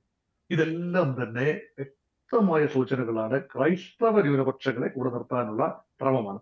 അതൊരു വശത്തെ അതെല്ലാം നടക്കുന്നു. മറുവശത്തെ ഈ സംഘപരിവാർ എന്ന് പറയുന്നത് എത്രയോ സംഘടനകളാണ്. അത് BJP അതിന്റെ പൊളിറ്റിക്കൽ വിങ് മാത്രമാണ്. രാഷ്ട്രീയ സ്വയം സേവക് സംഘ് എന്ന ഒരു കൾച്ചറൽ വിങ് ഉണ്ട്. വിശ്വ ഹിന്ദു പരിഷത്തിന്റെ കൂടെയുള്ള പാനലിസ്റ്റ് റെപ്രസെന്റ് ചെയ്ത വിശ്വ ഹിന്ദു പരിഷത്തുണ്ട്. ബജ്റാങ് ദൾ എന്ന യൂത്ത് മൂവ്മെന്റ് ഉണ്ട്. ABVP അഖിൽ ഭാരതീയ വിദ്യാർത്ഥി പരിഷത്തുണ്ട്. മഹിളാ മോർച്ചയുണ്ട്. BMS ഉണ്ട്. എന്ന് വേണ്ട ഈ പരിവാർ സംഘടനകളിലെ ചില ആളുകൾ, ചില അത്യുത്സാഹികൾ പലപ്പോഴും മതപരിവർത്തനം ആരോപിച്ച് ക്രൈസ്തവരെയും ഒക്കെ ബുദ്ധിമുട്ടിലാക്കാറുണ്ട്. പ്രത്യേകിച്ച് ഫാദേഴ്സിനെയും സിസ്റ്റേഴ്സിനെയും എല്ലാം ബുദ്ധിമുട്ടിലാക്കാറുണ്ട്. അതുപോലെ ഒരു സമീപനമാണ് ഇവിടെ വരുന്ന ഒരു പ്രത്യേക എന്നെ ആലോചനപ്പെടുത്തുന്ന ഒരു വിഷയം എന്ന് പറയുന്നത്, is there A state involvement, അതാണ് സ്ട്രക്ചറൽ വയലൻസ് എന്ന് പറയുന്നത്. ഛത്തീസ്ഗഡിലെ ഭാരതീയ ജനതാ പാർട്ടി സർക്കാർ, ആ ഭാരതീയ ജനതാ പാർട്ടി സർക്കാർ, എന്റെ ഘടനകൾ, അതുപോലെ ഈ VHPയും ഈ റെയിൽവേയുടെ ജീവനക്കാരും ഒക്കെ തമ്മിലുള്ള ചില ബന്ധങ്ങൾ. ഒരു റെയിൽവേ സ്റ്റേഷനിൽ കുറച്ച് കുട്ടികൾ നിൽക്കുന്നു, 2-3 പേര് നിൽക്കുന്നു, ചെറുപ്പക്കാരായ കുട്ടികൾ നിൽക്കുന്നു. അവരുടെ ഇന്റൻഷൻ, അവരുടെ ടിക്കറ്റ് ചോദിക്കുന്നു. ആ ടിക്കറ്റ് സിസ്റ്റേഴ്സിന്റെ കയ്യിലാണെന്ന് പറയുന്നു. അത് ഉപയോഗപ്പെടുത്തി ടിക്കറ്റ് എക്സാമിനർ നേരെ വിശ്വ ഹിന്ദു പരിഷത്തിന്റെ പ്രവർത്തകരെ ബന്ധപ്പെടുകയാണ്. ലോക്കൽ പ്രവർത്തകരെ ബന്ധപ്പെടുകയും അവർ നിമിഷങ്ങൾക്കുള്ളിൽ അവിടെ പാഞ്ഞെത്തി ഒരു വലിയ സീൻ ക്രിയേറ്റ് ചെയ്യുകയാണ്. അത് പിന്നീട് നിയമവേദിയിലേക്ക് എത്തുകയും സിസ്റ്റേഴ്സിനെ ഉൾപ്പെടെ ഈ ജുഡീഷ്യൽ കസ്റ്റഡിയിൽ വയ്ക്കേണ്ട ഒരവസ്ഥ വന്നു. ഇവിടെ മൊഴിയെ കുറിച്ചൊക്കെ പറഞ്ഞു. ഒരു 17 വയസ്സുള്ള ഒരു കുട്ടി ആണെന്ന് പറയപ്പെടുന്നു. അതേക്കുറിച്ചും തർക്കമുണ്ട്. പ്രായപൂർത്തിയാകാത്ത ഒരാളുണ്ട്, 3 പേരിൽ ഒരാളുണ്ടെന്ന് പറയുന്നു. അത് വാദത്തിന് വേണ്ടി വിശ്വസിക്കാമെങ്കിൽ പോലും ആ കുട്ടിയുടെ മൊഴി നിർബന്ധപൂർവം മാറ്റാൻ തക്ക ഒരു ഘടനാ സംവിധാനം ഛത്തീസ്ഗഡിലെ പോലീസിന് ഉണ്ട് എന്ന് വിശ്വസിക്കുന്നവരുണ്ട്. അങ്ങനെയല്ല, ഇതെല്ലാം വളരെ ന്യായമായി നടന്നതാണ് എന്ന് വിശ്വസിക്കുന്നവരുമുണ്ട്. അതുകൊണ്ട് ഇവിടെ ഒരു സ്ട്രക്ചറൽ വയലൻസിന്റെ ഒരു അംശം അവിടെ ഉണ്ട് എങ്കിൽ യഥാർത്ഥത്തിൽ വളരെ അൺഫോർച്ചുനേറ്റ് ആണ് എന്ന് പറയേണ്ടി വരും. ശരി, ഇക്കാര്യത്തിൽ സംസ്ഥാന BJP ഒരു കൺക്ലൂഷനിലേക്ക് എത്തിയിട്ടുണ്ടോ? അതോ കാര്യങ്ങൾ പഠിക്കുന്നതിന് വേണ്ടി ഇപ്പോൾ ഛത്തീസ്ഗഡിലേക്ക് നാളെ ഒരു സംഘത്തെ അയക്കുന്നു, അനിൽ ആന്റണി അങ്ങോട്ട് പോകുന്നു, ഇതാണോ തീരുമാനിച്ചിരിക്കുന്ന കാര്യം? അവിടെ എന്തോ അരുതാത്തത് സംഭവിച്ചു എന്നുള്ള കൃത്യമായ ബോധ്യം ഇവിടെ സംസ്ഥാന BJPക്ക് വന്നിട്ടുണ്ടോ? ഉറപ്പായിട്ട് വന്നിട്ടുണ്ടല്ലോ. അത് അല്ലെങ്കിൽ ഇതൊരു ഫയർ ഫൈറ്റിംഗ് ആണ്.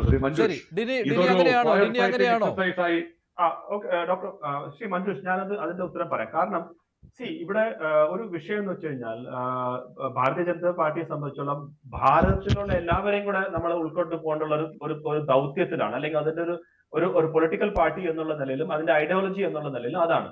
ഇപ്പൊ മറ്റുള്ളവർക്ക് അവരുടേതായിട്ടുള്ള ഫാദറിന്റെ സഭയെ കുറിച്ച് പറയാം, ബഹുമാനപ്പെട്ട ശ്രീ അഡ്വക്കേറ്റ് അനിലിന് ഹിന്ദു ഇതിനെ കുറിച്ച് പറയാം, പക്ഷെ ഭാരതീയ ജനതാ പാർട്ടിയെ കുറിച്ച് സബ്കാ സാത്ത് സബ്കാ വിശ്വാസ് സബ്കാ വികാസ് എന്നുള്ള ഒരു മിഷൻ തന്നെയാണ്.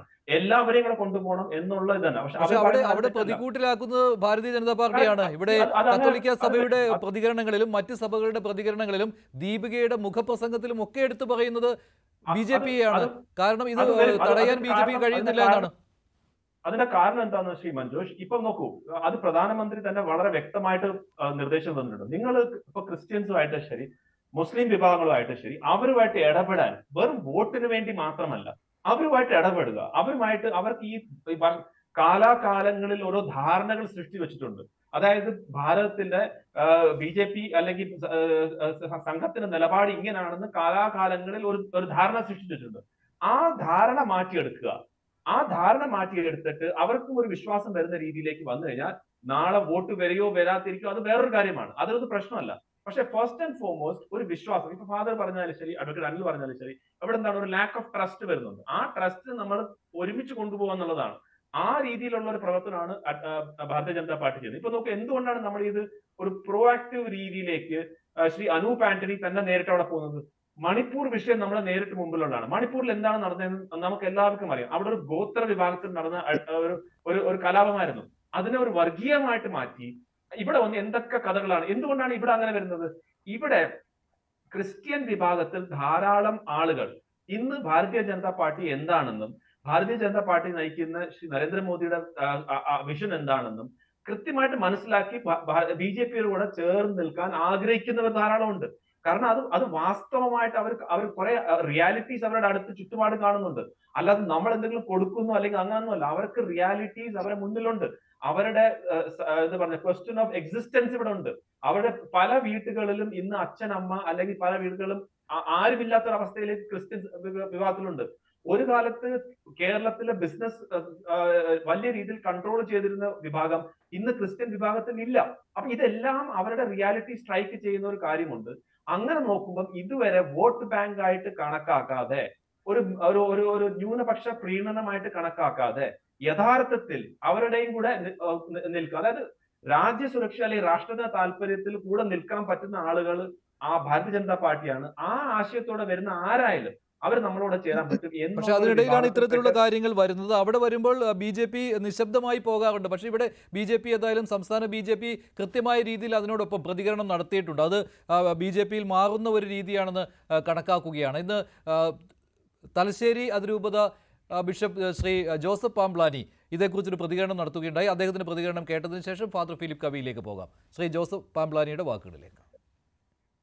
ഈ വർഷത്തിൽ തന്നെ, ഈ കഴിഞ്ഞ 2024-25 വർഷത്തിലെ കണക്കെടുത്താൽ തന്നെ 900-ലധികം കേസുകൾ ക്രൈസ്തവർക്കെതിരെ ഇപ്രകാരം വ്യാജമായി ചമയ്ക്കപ്പെട്ടിട്ടുണ്ട് എന്നുള്ളത് ഏറെ ദുഃഖകരമായ വസ്തുതയാണ്. ഇത് രാജ്യത്തിൻ്റെ മതേതരത്വത്തിന് ഭീഷണിയായ കാര്യമാണ്. നമുക്കറിയാവുന്നതുപോലെ ഈ രാജ്യത്ത് ഛത്തീസ്ഗഡിൽ നിന്ന് ആഗ്രയിലേക്ക് 18 വയസ്സ് കഴിഞ്ഞ ഏതാനും ചെറുപ്പക്കാരുമായിട്ട് സിസ്റ്റേഴ്സ് യാത്ര ചെയ്യുന്നു എന്നുള്ളത് എങ്ങനെയാണ് ഗുരുതരമായ ഒരു ക്രിമിനൽ കുറ്റമായി മാറുന്നത് എന്ന് എത്ര ആലോചിച്ചിട്ടും നമുക്ക് മനസ്സിലാക്കാൻ സാധിക്കുന്നില്ല. നമുക്കറിയാം, കേരളത്തിലേക്ക് സമാനമായ രീതിയിൽ എത്രയോ മനുഷ്യർ വിവിധ ഉത്തരേന്ത്യൻ സംസ്ഥാനങ്ങളിൽ നിന്ന് ജോലിക്ക് വേണ്ടി വരുന്നുണ്ട്. പലപ്പോഴും അവിടെയൊക്കെ പ്രവർത്തിച്ച് പരിചയമുള്ള സിസ്റ്റേഴ്സിൻ്റെയും വൈദികരുടെയും ഒക്കെയും അറിവോടുകൂടി അല്ലെങ്കിൽ അവരോട് കാര്യങ്ങൾ ചോദിച്ച് മനസ്സിലാക്കിയാണ് ഇപ്രകാരമുള്ള തൊഴിലാളികൾ ഈ വിവിധ സ്ഥലങ്ങളിൽ ജോലി കണ്ടെത്തുന്നത്. അത് മനുഷ്യക്കടത്താണ് എന്ന ഒരാരോപണം ഉന്നയിച്ചുകൊണ്ട് നിസ്വാർത്ഥമായി സേവനം ചെയ്തിരുന്ന ഈ സിസ്റ്റേഴ്സിനെ ജയിലിലടയ്ക്കാൻ കാണിച്ചത് ഭാരതത്തിൻ്റെ മതേതര സ്വഭാവത്തിനും ഭരണഘടന നൽകുന്ന പൗരസ്വാതന്ത്ര്യത്തിനുമെതിരായുള്ള വെല്ലുവിളിയായിട്ട് മാത്രമേ ഞങ്ങളതിനെ കാണുന്നുള്ളൂ. ഫാദർ ഫിലിപ്പ് കവിയിൽ, ഇവിടെ BJPയെ നിങ്ങൾ പൂർണ്ണമായിട്ടും പ്രതിക്കൂട്ടിലാക്കുന്നുണ്ടോ? സംസ്ഥാന BJPയുടെ ഒരു പ്രതികരണം അതിനെ എങ്ങനെയാണ് കാണുന്നത്?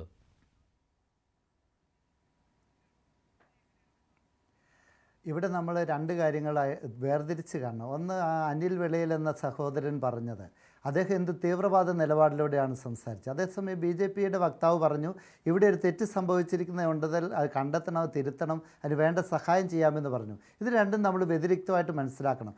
ഒരു കാര്യം എനിക്ക് ചോദിക്കാനുള്ളത്, ഈ ക്രൈസ്തവരെ ഇങ്ങനെയൊക്കെ ചെയ്യുമ്പോഴും ക്രൈസ്തവർക്ക് ഈ ഹൈന്ദവ സഹോദരങ്ങളുടെ നിലപാട് എന്താണെന്ന് കൂടി നമ്മൾ ചിന്തിക്കേണ്ടതുണ്ട്. ഞാൻ ഒരു 15 വർഷം ജർമ്മനിയിൽ ജീവിക്കുകയും പഠിക്കുകയും ചെയ്ത ആളാണ്. അവിടെ ഞങ്ങളുടെ പള്ളിയുടെ സംവിധാനങ്ങൾ ഹൈന്ദവരായ ആളുകൾക്ക് വേണ്ടി അവരുടെ മതപരമായ ആചാരങ്ങൾക്ക് വേണ്ടി ഞങ്ങൾ തുറന്നു കൊടുത്തിട്ടുള്ളവരാണ്. അവർ മതപരമായ പ്രദക്ഷിണങ്ങൾ നടത്താൻ, അവരുടെ കൂട്ടായ്മകൾ നടത്താൻ വേണ്ടി വന്നപ്പോൾ ഞങ്ങൾ തുറന്നു കൊടുത്ത് അത് ചെയ്യാനാണ് ഞങ്ങൾ പറഞ്ഞത്. അവിടെ എത്രയോ ക്രിസ്ത്യാനികൾ, ക്രിസ്തുമതത്തിൽ വിശ്വസിച്ചിരുന്ന ആളുകൾ ഹൈന്ദവ ഗുരുക്കന്മാരുടെ പ്രസംഗങ്ങൾ കേട്ട് അവരുടെ ചിന്തകളിൽ ആകൃഷ്ടരായി ഹിന്ദുക്കളായിട്ട് മാറിയിട്ടുണ്ട്. അവരെ ആരെയും ഞങ്ങൾ ഒരിക്കലും ദ്രോഹിച്ചിട്ടില്ല.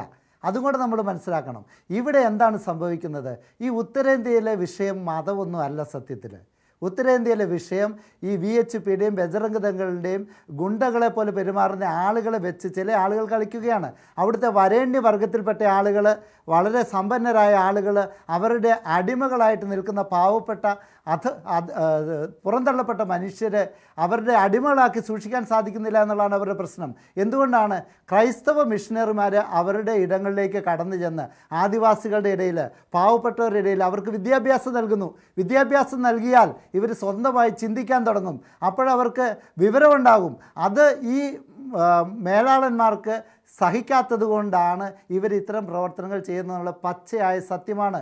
അത് എന്നിട്ട് മതപരിവർത്തനം എന്ന് പറഞ്ഞ് നമ്മളെ കുറ്റപ്പെടുത്തിയിട്ട് കാര്യമില്ല. ശ്രീ അനിൽ വെളിയിൽ തന്നെ പറഞ്ഞതനുസരിച്ച് ഈ ഇത്രയും നാളുകൾക്ക് ശേഷവും ഇവിടെ എന്തുകൊണ്ട് ഈ ക്രൈസ്തവരുടെ എണ്ണം വർദ്ധിക്കുന്നില്ല എന്ന് സാമാന്യ ബുദ്ധിയോടെ ചിന്തിക്കേണ്ടതല്ലേ അദ്ദേഹം.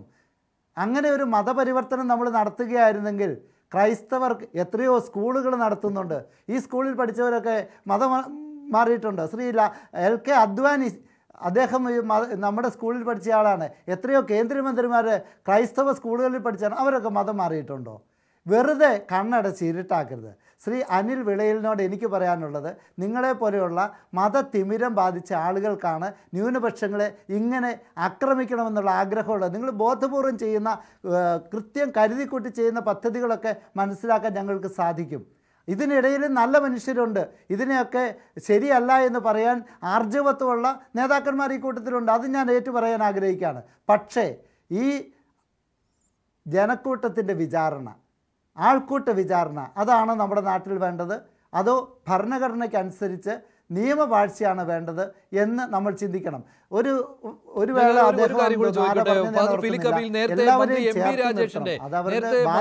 രാജേഷിന്റെ വാക്കുകൾ താങ്കൾ കേട്ടുവല്ലോ ഫാദർ ഫിലിപ്പ് കവീൽ. അതായത് നിങ്ങൾ കുറേയേറെ പേർ ക്രൈസ്തവർ ചിലരെ വിശ്വസിച്ചു, അവർ ഇപ്പോൾ തിരിച്ചു കടിക്കുന്നുണ്ട്, അത് നിങ്ങളൊക്കെ മനസ്സിലാക്കിയാൽ നല്ലത് എന്ന രീതിയിലായിരുന്നു അദ്ദേഹത്തിന്റെ പ്രതികരണം. അത് ഉദ്ദേശിച്ചത് ക്രൈസ്തവ സഭകളുടെ നേതൃത്വം BJPയോട് മൃദു സമീപനം സ്വീകരിക്കുന്നതിനെ കുറിച്ചായിരുന്നു. അതിലിപ്പോൾ നിങ്ങൾ അത് വേണ്ടായിരുന്നു എന്ന തോന്നൽ നിങ്ങൾക്കുണ്ടാകുന്നുണ്ടോ? ശ്രീ MP രാജേഷ് അത് പറയുമ്പോൾ അദ്ദേഹത്തിൻ്റെ രാഷ്ട്രീയമുണ്ടെന്ന് നമ്മൾ തിരിച്ചറിയണം. ഇവരൊക്കെ പറയുന്ന അവരുടെ രാഷ്ട്രീയം വെച്ചിട്ടാണ് പറയുന്നത്. ക്രൈസ്തവ മത മേലധ്യക്ഷന്മാർക്ക് ഒരു പാർട്ടിയോടും അസ്പർശ്യതയില്ല, ഒരു പാർട്ടിയോടും അടിമത്വമില്ല. ഞങ്ങൾ ആരുടെയും അടിമകളല്ല, ഞങ്ങൾ ആരുടെയും അനുകൂലികളുമല്ല.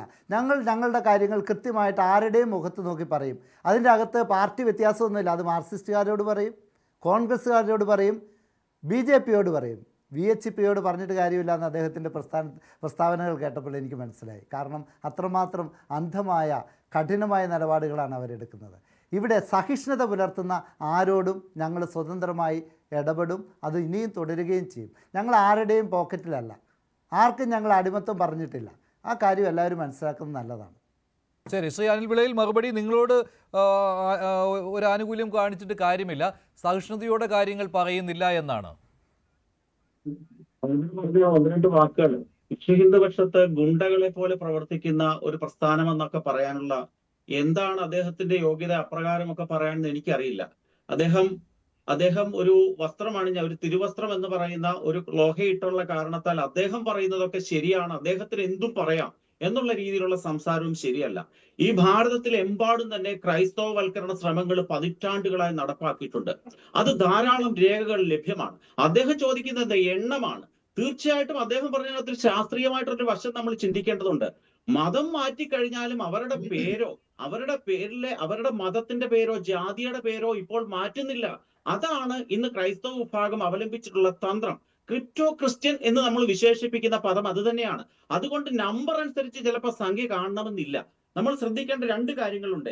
A land of promise the Catholic church in Kerala എന്നൊരു ലേഖനമുണ്ട്. പ്രൊഫസർ KT സെബാസ്റ്റ്യൻ എന്ന് പറഞ്ഞ ഒരാളാണ് അത് എഴുതിയിട്ടുള്ളത്. ഞാൻ പേര് പറഞ്ഞല്ലോ, പുസ്തകത്തിന്റെ പേരും പറഞ്ഞു, അത് എഴുതിയ ആളിന്റെ പേരും പറഞ്ഞു. ഒന്നുകൂടെ പറയാം, A land of promise the Catholic church in Kerala, professor KT Sebastian. അദ്ദേഹം അതിനകത്ത് എഴുതിയിരിക്കുന്നത് എന്താണ്?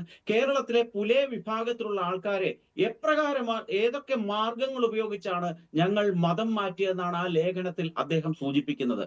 അദ്ദേഹം ഒരു ക്രൈസ്തവ വിശ്വാസിയാണല്ലോ. ഏതായാലും ശ്രീ KT സെബാസ്റ്റ്യൻ അദ്ദേഹം എഴുതി വെച്ചിട്ടുണ്ട് ആ ലേഖനത്തിൽ. ഒരു കാര്യം കൂടെ ഞാൻ പറയാം. Integral mission dynamics and interdisciplinary study of Catholic church in India, editor Augustine Kanjamala എന്ന് പറയുന്ന ഡൽഹിയിൽ നിന്ന് ഇന്റർകൾച്ചറൽ പബ്ലിക്കേഷൻ ന്യൂഡൽഹി ഇറക്കിയിട്ടുള്ള ഒരു പുസ്തകമുണ്ട്. ആ പുസ്തകത്തിനകത്ത് വളരെ കൃത്യമായ രീതിയിൽ 2000 ആകുമ്പോഴേക്കും, ഇത് 2025 അതിന് മുമ്പ് ഇറങ്ങിയ ഗ്രന്ഥമാണ്, 2000 ആകുമ്പോഴേക്കും ഭാരതത്തിനെ എങ്ങനെ ഇവാഞ്ചലൈസ് ചെയ്യാം എന്നുള്ളതിനെ പറ്റി പറയുന്ന ഒരു ഭാഗമുണ്ട്. അത് ഞാനൊന്ന് വായിക്കാം.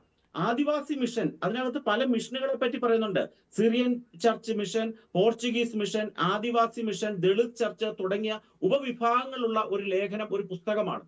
അതിനകത്തെ ആദിവാസി മിഷനിൽ അദ്ദേഹം പറയുന്നു, ഏതാണ്ട് 105 വർഷം മുമ്പാണ് കത്തോലിക്ക സഭ ഛോട്ടാ നാഗപ്പൂർ മേഖലയിൽ പ്രവർത്തനം ആരംഭിച്ചത്. 7 വർഷം കൊണ്ട് 80,000-ഓളം ആദിവാസികളെ മതപരിവർത്തനം ചെയ്തു. 100 വർഷത്തെ സുവിശേഷ പ്രവർത്തനം ഛോട്ടാ നാഗപ്പൂർ പ്രദേശത്തെ വളരെ ശക്തവും ഊർജ്ജസ്വലവുമായ ഒരു പള്ളിക്ക് രൂപം കൊടുത്തു. ഇന്ത്യയിൽ കത്തോലിക്ക സമൂഹത്തിൽ ഏതാണ്ട് 10% ഇന്ന് ഈ പ്രദേശത്താണ്. 90കളിൽ വടക്കു കിഴക്കൻ പ്രദേശത്തെ കത്തോലിക്കരുടെ എണ്ണം 8 ലക്ഷമായി ഉയർന്നു. ഞാൻ പറഞ്ഞല്ലോ, ഒരു ഗ്രന്ഥം കത്തോലിക്ക സഭ ഇറക്കിയിട്ടുള്ള ഒരു ഗ്രന്ഥത്തിന്റെ കാര്യമാണ്, അല്ലെ കത്തോലിക്കരായിട്ടുള്ള വിശ്വാസികൾ ഇറക്കിയിട്ടുള്ളതാണ്. ഈ 2 ഉദാഹരണങ്ങൾ ചൂണ്ടിക്കാണിക്കുമ്പോൾ കേരളത്തിൽ എപ്രകാരമാണ് ക്രൈസ്തവർ ഈ പുലേ വിഭാഗത്തിലുള്ള ആൾക്കാരെ ഉൾപ്പെടെ മതം മാറ്റിയതിന്റെ മാർഗങ്ങൾ വിവരിക്കുന്നുണ്ട്. ഉത്തരേന്ത്യയിലെ ഛോട്ടാ നാഗപ്പൂർ, മധ്യപ്രദേശ് ഉൾപ്പെടെയുള്ള സംസ്ഥാനങ്ങളിൽ ക്രൈസ്തവവൽക്കരണം താങ്കളുടെ ഈ വാചകങ്ങൾ കേൾക്കുമ്പോൾ മനസ്സിലാകുന്നത് ഉത്തരേന്ത്യയിൽ തിരുവസ്ത്രമണിഞ്ഞ് നടക്കുന്ന ആളുകൾക്ക് നേരെ ബജ്രംഗദളിന്റെ ചോദ്യം ഇനിയും ഉയരും എന്ന് തന്നെയാണ്.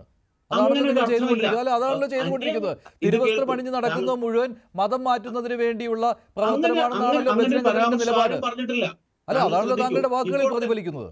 ഇല്ലില്ല, ഞാൻ അങ്ങനെ എന്റെ വാക്കിൽ ഒരു പ്രതിഫലനം ഇല്ല. അല്ലാതെ പിന്നെ എന്താണ് താങ്കൾ ഓരോ വാക്കിലും അത് തന്നെയാണ് പറയുന്നത്. ഞാൻ പറഞ്ഞത് ഭാരതത്തെ പൂർണ്ണമായി സുവിശേഷവൽക്കരിക്കാനുള്ള ആസൂത്രിതവും അന്താരാഷ്ട്ര തലത്തിലുള്ള പദ്ധതികൾ നടപ്പാക്കിയിട്ടുണ്ടെന്നും ആ പദ്ധതിയുടെ ഭാഗമായിട്ടാണ് ഇത്തരത്തിലുള്ള പ്രവർത്തനങ്ങൾ നടത്തുന്നതെന്ന് പറഞ്ഞു. ഒരു കാര്യം താങ്കൾ ശ്രദ്ധിക്കണം. ഇപ്പോൾ വളരെ അവിചാരിതമായി ദുർഗ് റെയിൽവേ സ്റ്റേഷനിൽ ഇപ്രകാരം ഒരു സംഭവം നടക്കുന്നു.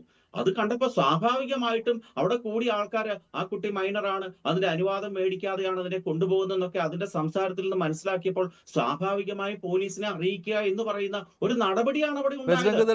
അവിടെ കൂട്ടം കൂടി വരിക, പോലീസിനെ അറിയിക്കുക, ഇതെല്ലാം സാധാരണയായി നടക്കുന്ന ഒരു ശ്രമം എന്ന രീതിയിലാണ് താങ്കൾ വ്യാഖ്യാനിക്കുന്നത്. ശ്രീ ഫാദർ ഫിലിപ്പ് കവിയിൽ മറുപടി. അവര് കൃത്യമായ രീതിയിൽ ഇൻഫർമേഷൻ കൊടുത്തപ്പോൾ ലോക്കൽ പോലീസ് അവിടെ വന്ന് അന്വേഷണം നടത്തി ഈ കുട്ടികളുടെ വിശ്വാസത്തിൽ എടുത്തത് മാത്രമാണ് എടുത്തത്. നമ്മൾ കോടതിയിലേക്ക്. Father Philip കവിയിൽ. അനിൽ വെളിയിൽ ഒഴിച്ച് ബാക്കിയുള്ള അരിയാഹാരം കഴിക്കുന്ന എല്ലാവർക്കും മനസ്സിലായിട്ടുണ്ട് അവിടെ എന്താണ് സംഭവിച്ചതെന്ന്. ഒരു സ്വാഭാവികമായിട്ടുള്ള ഒരു പ്രതിഭാസമായിട്ടാണ് അദ്ദേഹം ഇതിനെ കാണുന്നത്. ഒരു സാധാരണക്കാരായ പാവപ്പെട്ട 2 മിഷണറി സിസ്റ്റർമാരെ ഒരു കാരണവുമില്ലാതെ ആൾക്കൂട്ടം വിചാരണ ചെയ്യുകയും പോലീസ് അതിന് ഒത്താശ ചെയ്തു കൊടുക്കുകയും തുറുങ്കിലടയ്ക്കുകയും ചെയ്തത് വളരെ സ്വാഭാവികമായൊരു പ്രവൃത്തിയായിട്ട് അദ്ദേഹം കാണുന്നെങ്കിൽ ഇവർ അത്ര സ്വാഭാവികമല്ല, ഇവരുടെ ആസൂത്രിതമായ നീക്കമാണെന്ന് ഈ പകൽ പോലെ വെളിച്ചത്തിൽ വരുന്നതിൽ എനിക്ക് സന്തോഷമുണ്ട്. ഇവിടെയുള്ള കേരളത്തിലുള്ള അഭ്യസ്തവിദ്യരായ ആളുകൾക്ക് ഇത് മനസ്സിലാക്കാൻ സാധിക്കും. ചിലപ്പോൾ ഉത്തരേന്ത്യയിലെ പാവപ്പെട്ട ആളുകളോട് പറഞ്ഞാൽ അവർ ചിലപ്പോൾ വിശ്വസിക്കുമായിരിക്കും ഇങ്ങനെ. അതുകൊണ്ടാണല്ലോ അവർ സ്വന്തം ബുദ്ധി ഇല്ലാതെ ഇങ്ങനെ ഗുണ്ടകളെ പോലെ പ്രവർത്തിച്ചതായിട്ട് നമ്മൾ TV സീനുകളിൽ നിന്ന് കാണുന്നത്. അവിടെ ആ റെയിൽവേ സ്റ്റേഷനിലെ ബജറംഗ് ദളിൻ്റെ ചില ഗുണ്ടകൾ എന്ന വാക്ക് ഞാൻ ഉപയോഗിക്കുന്നത് അത് അവരുടെ മുഖഭാവങ്ങളിൽ നിന്ന് വളരെ വ്യക്തമാണ്. അങ്ങനെയാണ് അവർ ഇടപെട്ടത്. അത് മനസ്സിലാക്കാനുള്ള ബുദ്ധിയും വിവേകവും ഇവിടുത്തെ സാധാരണക്കാർക്കുണ്ട് എന്നാണ് ഞാൻ വിശ്വസിക്കുന്നത്. ബൗദ്ധികമായ ചർച്ചയിൽ ഇത്തരത്തിൽ നിലവാരം കുറഞ്ഞ വാക്കുകൾ അതെന്താ ഉള്ള കാര്യം പറയുമ്പോൾ വിഷമിക്കുന്നതാണ്. തുടങ്ങിയ വാക്കുകൾ അതെ, നിലവാരം കുറഞ്ഞ വാക്കുകൾ എന്താണ് സഹോദര? ഇതിന്റെ അകത്ത് അവർ ചെയ്ത കാര്യങ്ങളാണ് ഞാൻ പറയുന്നത്. നിങ്ങളുടെ ഒരു സഹോദരിയെ ഇപ്രകാരം പ്രവർത്തിച്ചിരുന്നത് നിങ്ങൾ എന്ത് ചെയ്യുമായിരുന്നു? യുവജന വിഭാഗത്തിലെ ഗുണ്ടകളെന്ന് വിളിക്കുക എന്ന് പറയുന്നത് തീർത്തും അപലപനീയമായ കാര്യമാണ്. പ്രാദേശികമായിട്ട് ജനങ്ങൾ ഇന്ന് ഉണർന്നു കഴിഞ്ഞു. അവിടെ ഇല്ല, ഞാനൊരു ചോദ്യം ചോദിക്കട്ടെ. താങ്കളുടെ സഹോദരിയോടാണ് ഇപ്രകാരം ഇടപെട്ടിരുന്നെങ്കിലോ? താങ്കളുടെ സഹോദരിയോടാണ് ഇപ്രകാരം അവിടെയുള്ള ജനക്കൂട്ടം പെരുമാറിയിരുന്നെങ്കിൽ അവിടെ വിശ്വവും ഇല്ലായിരുന്നു, ഈ പരിഷത്തും ഉണ്ടാകുമായിരുന്നില്ല. അപ്പോൾ താങ്കൾക്ക് പൊള്ളും. കാരണം താങ്കളുടെ സ്വന്തം ഒരാൾക്കാണ് അത് വരുന്നതെങ്കിൽ. അങ്ങനല്ലല്ലോ. അവിടെ സംഭവിച്ചൊരു കാര്യം കൃത്യമായി പോലീസിന്റെ അറിവ് കൊടുത്തു എന്നുള്ള കാരണത്താൽ ആൾക്കൂട്ട വിചാരണയോ പീഡനമോ അല്ലെങ്കിൽ ഏതെങ്കിലും തരത്തിലുള്ള ആക്രമണമോ അവിടെ ഉണ്ടായില്ല. താങ്കൾ ഒരു കാര്യം ഒന്ന് മനസ്സിലാക്കൂ. കഴിഞ്ഞ ഒരു വർഷക്കാലം 2024 ലോക രാഷ്ട്രങ്ങളിൽ അതുണ്ടാകാതെ എങ്ങനെയാണ് സഹോദര ഈ TTR എന്ന് പറയുന്ന ആള് ബജറംഗ് ദളിന്റെ ആളുകൾ വിളിച്ചു വരുത്തുന്നത് എങ്ങനെയാണ്? അതൊന്ന് വിശദീകരിച്ചേ. എനിക്കറിയില്ലല്ലോ. സാധാരണഗതിയിൽ നമ്മുടെ നാട്ടിൽ ഒരു നിയമ ലംഘനം നടന്നാൽ ആരെയാണ് വിളിച്ചു വിളിക്കുന്നത്? താങ്കൾ അതുമായി ബന്ധപ്പെട്ട തെളിവ് അന്വേഷണ ഉദ്യോഗസ്ഥർക്ക് കൊടുക്കും. ഇപ്പൊ മാധ്യമ പ്രവർത്തകരോട്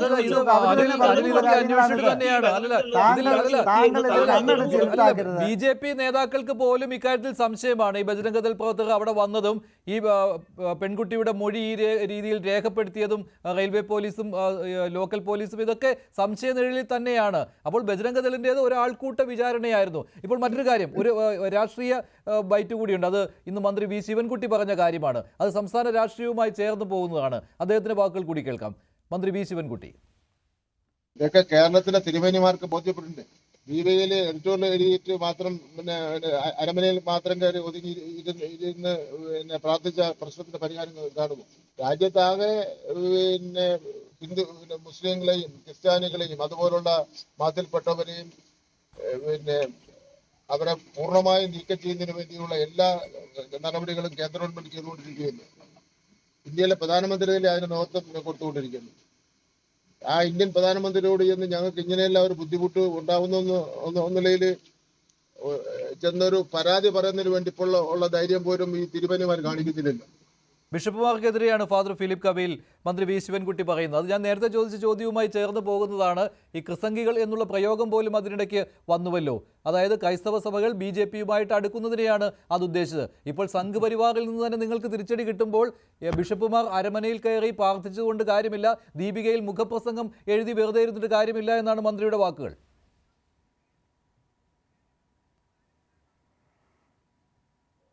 അദ്ദേഹം എന്താണ് അതുകൊണ്ട് ഉദ്ദേശിക്കുന്നത്? ഞാനിപ്പോൾ ആശയപരമായി VHP സഹോദരനുമായിട്ട് എതിർത്ത് സംസാരിച്ചു. നാളെ അദ്ദേഹത്തെ കാണുമ്പോൾ എനിക്ക് മിണ്ടാൻ പാടില്ല എന്ന് ഇവിടെ നിയമമുണ്ടോ? അത് മാന്യതയല്ല. നമ്മൾ ആശയപരമായിട്ട് എതിർത്ത് സംസാരിച്ചതുകൊണ്ട് ആ വ്യക്തിയുമായിട്ടൊരു ബന്ധം പാടില്ല എന്ന് പറയുന്നത് തെറ്റാണ്. അതിനെ ഞാൻ അംഗീകരിക്കുന്നില്ല. പിന്നെ ബഹുമാനപ്പെട്ട മന്ത്രി പറഞ്ഞത് അദ്ദേഹത്തിൻ്റെ രാഷ്ട്രീയമാണ്. അത് നമുക്ക് മനസ്സിലാകത്തില്ലേ? മഞ്ജുഷ് സാറിനും അത് മനസ്സിലാകുന്നില്ലേ? എന്തുകൊണ്ടാണ്, ആരാണിത് പറഞ്ഞത്? അദ്ദേഹം പറയുന്നതിൻ്റെ പിന്നാമ്പുറത്ത് അദ്ദേഹത്തിൻ്റെ ലക്ഷ്യം എന്താണ്? അത് നമുക്കെല്ലാവർക്കും ഇവിടെ ഇരിക്കുന്ന 4 പേർക്കും കൂടെ തിരിയുന്നുണ്ട് എന്നാണ് ഞാൻ മനസ്സിലാക്കുന്നത്. ശരി, ശ്രീ മോഹൻ വർഗീസ്, LDFും UDFും ഇതിൽ രാഷ്ട്രീയം കളിക്കുകയാണോ ചെയ്യുന്നത്?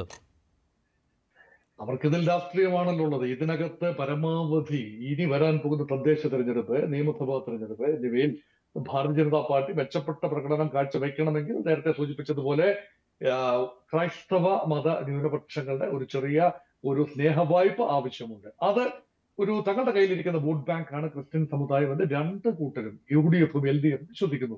അതിലെന്തെങ്കിലും ഇളക്കം തട്ടി BJPക്ക് നേട്ടമുണ്ടാകുന്നത് 2 കൂട്ടർക്കും ഒരുപോലെ ബുദ്ധിമുട്ടുണ്ടാക്കേണ്ട കാര്യമാണ്.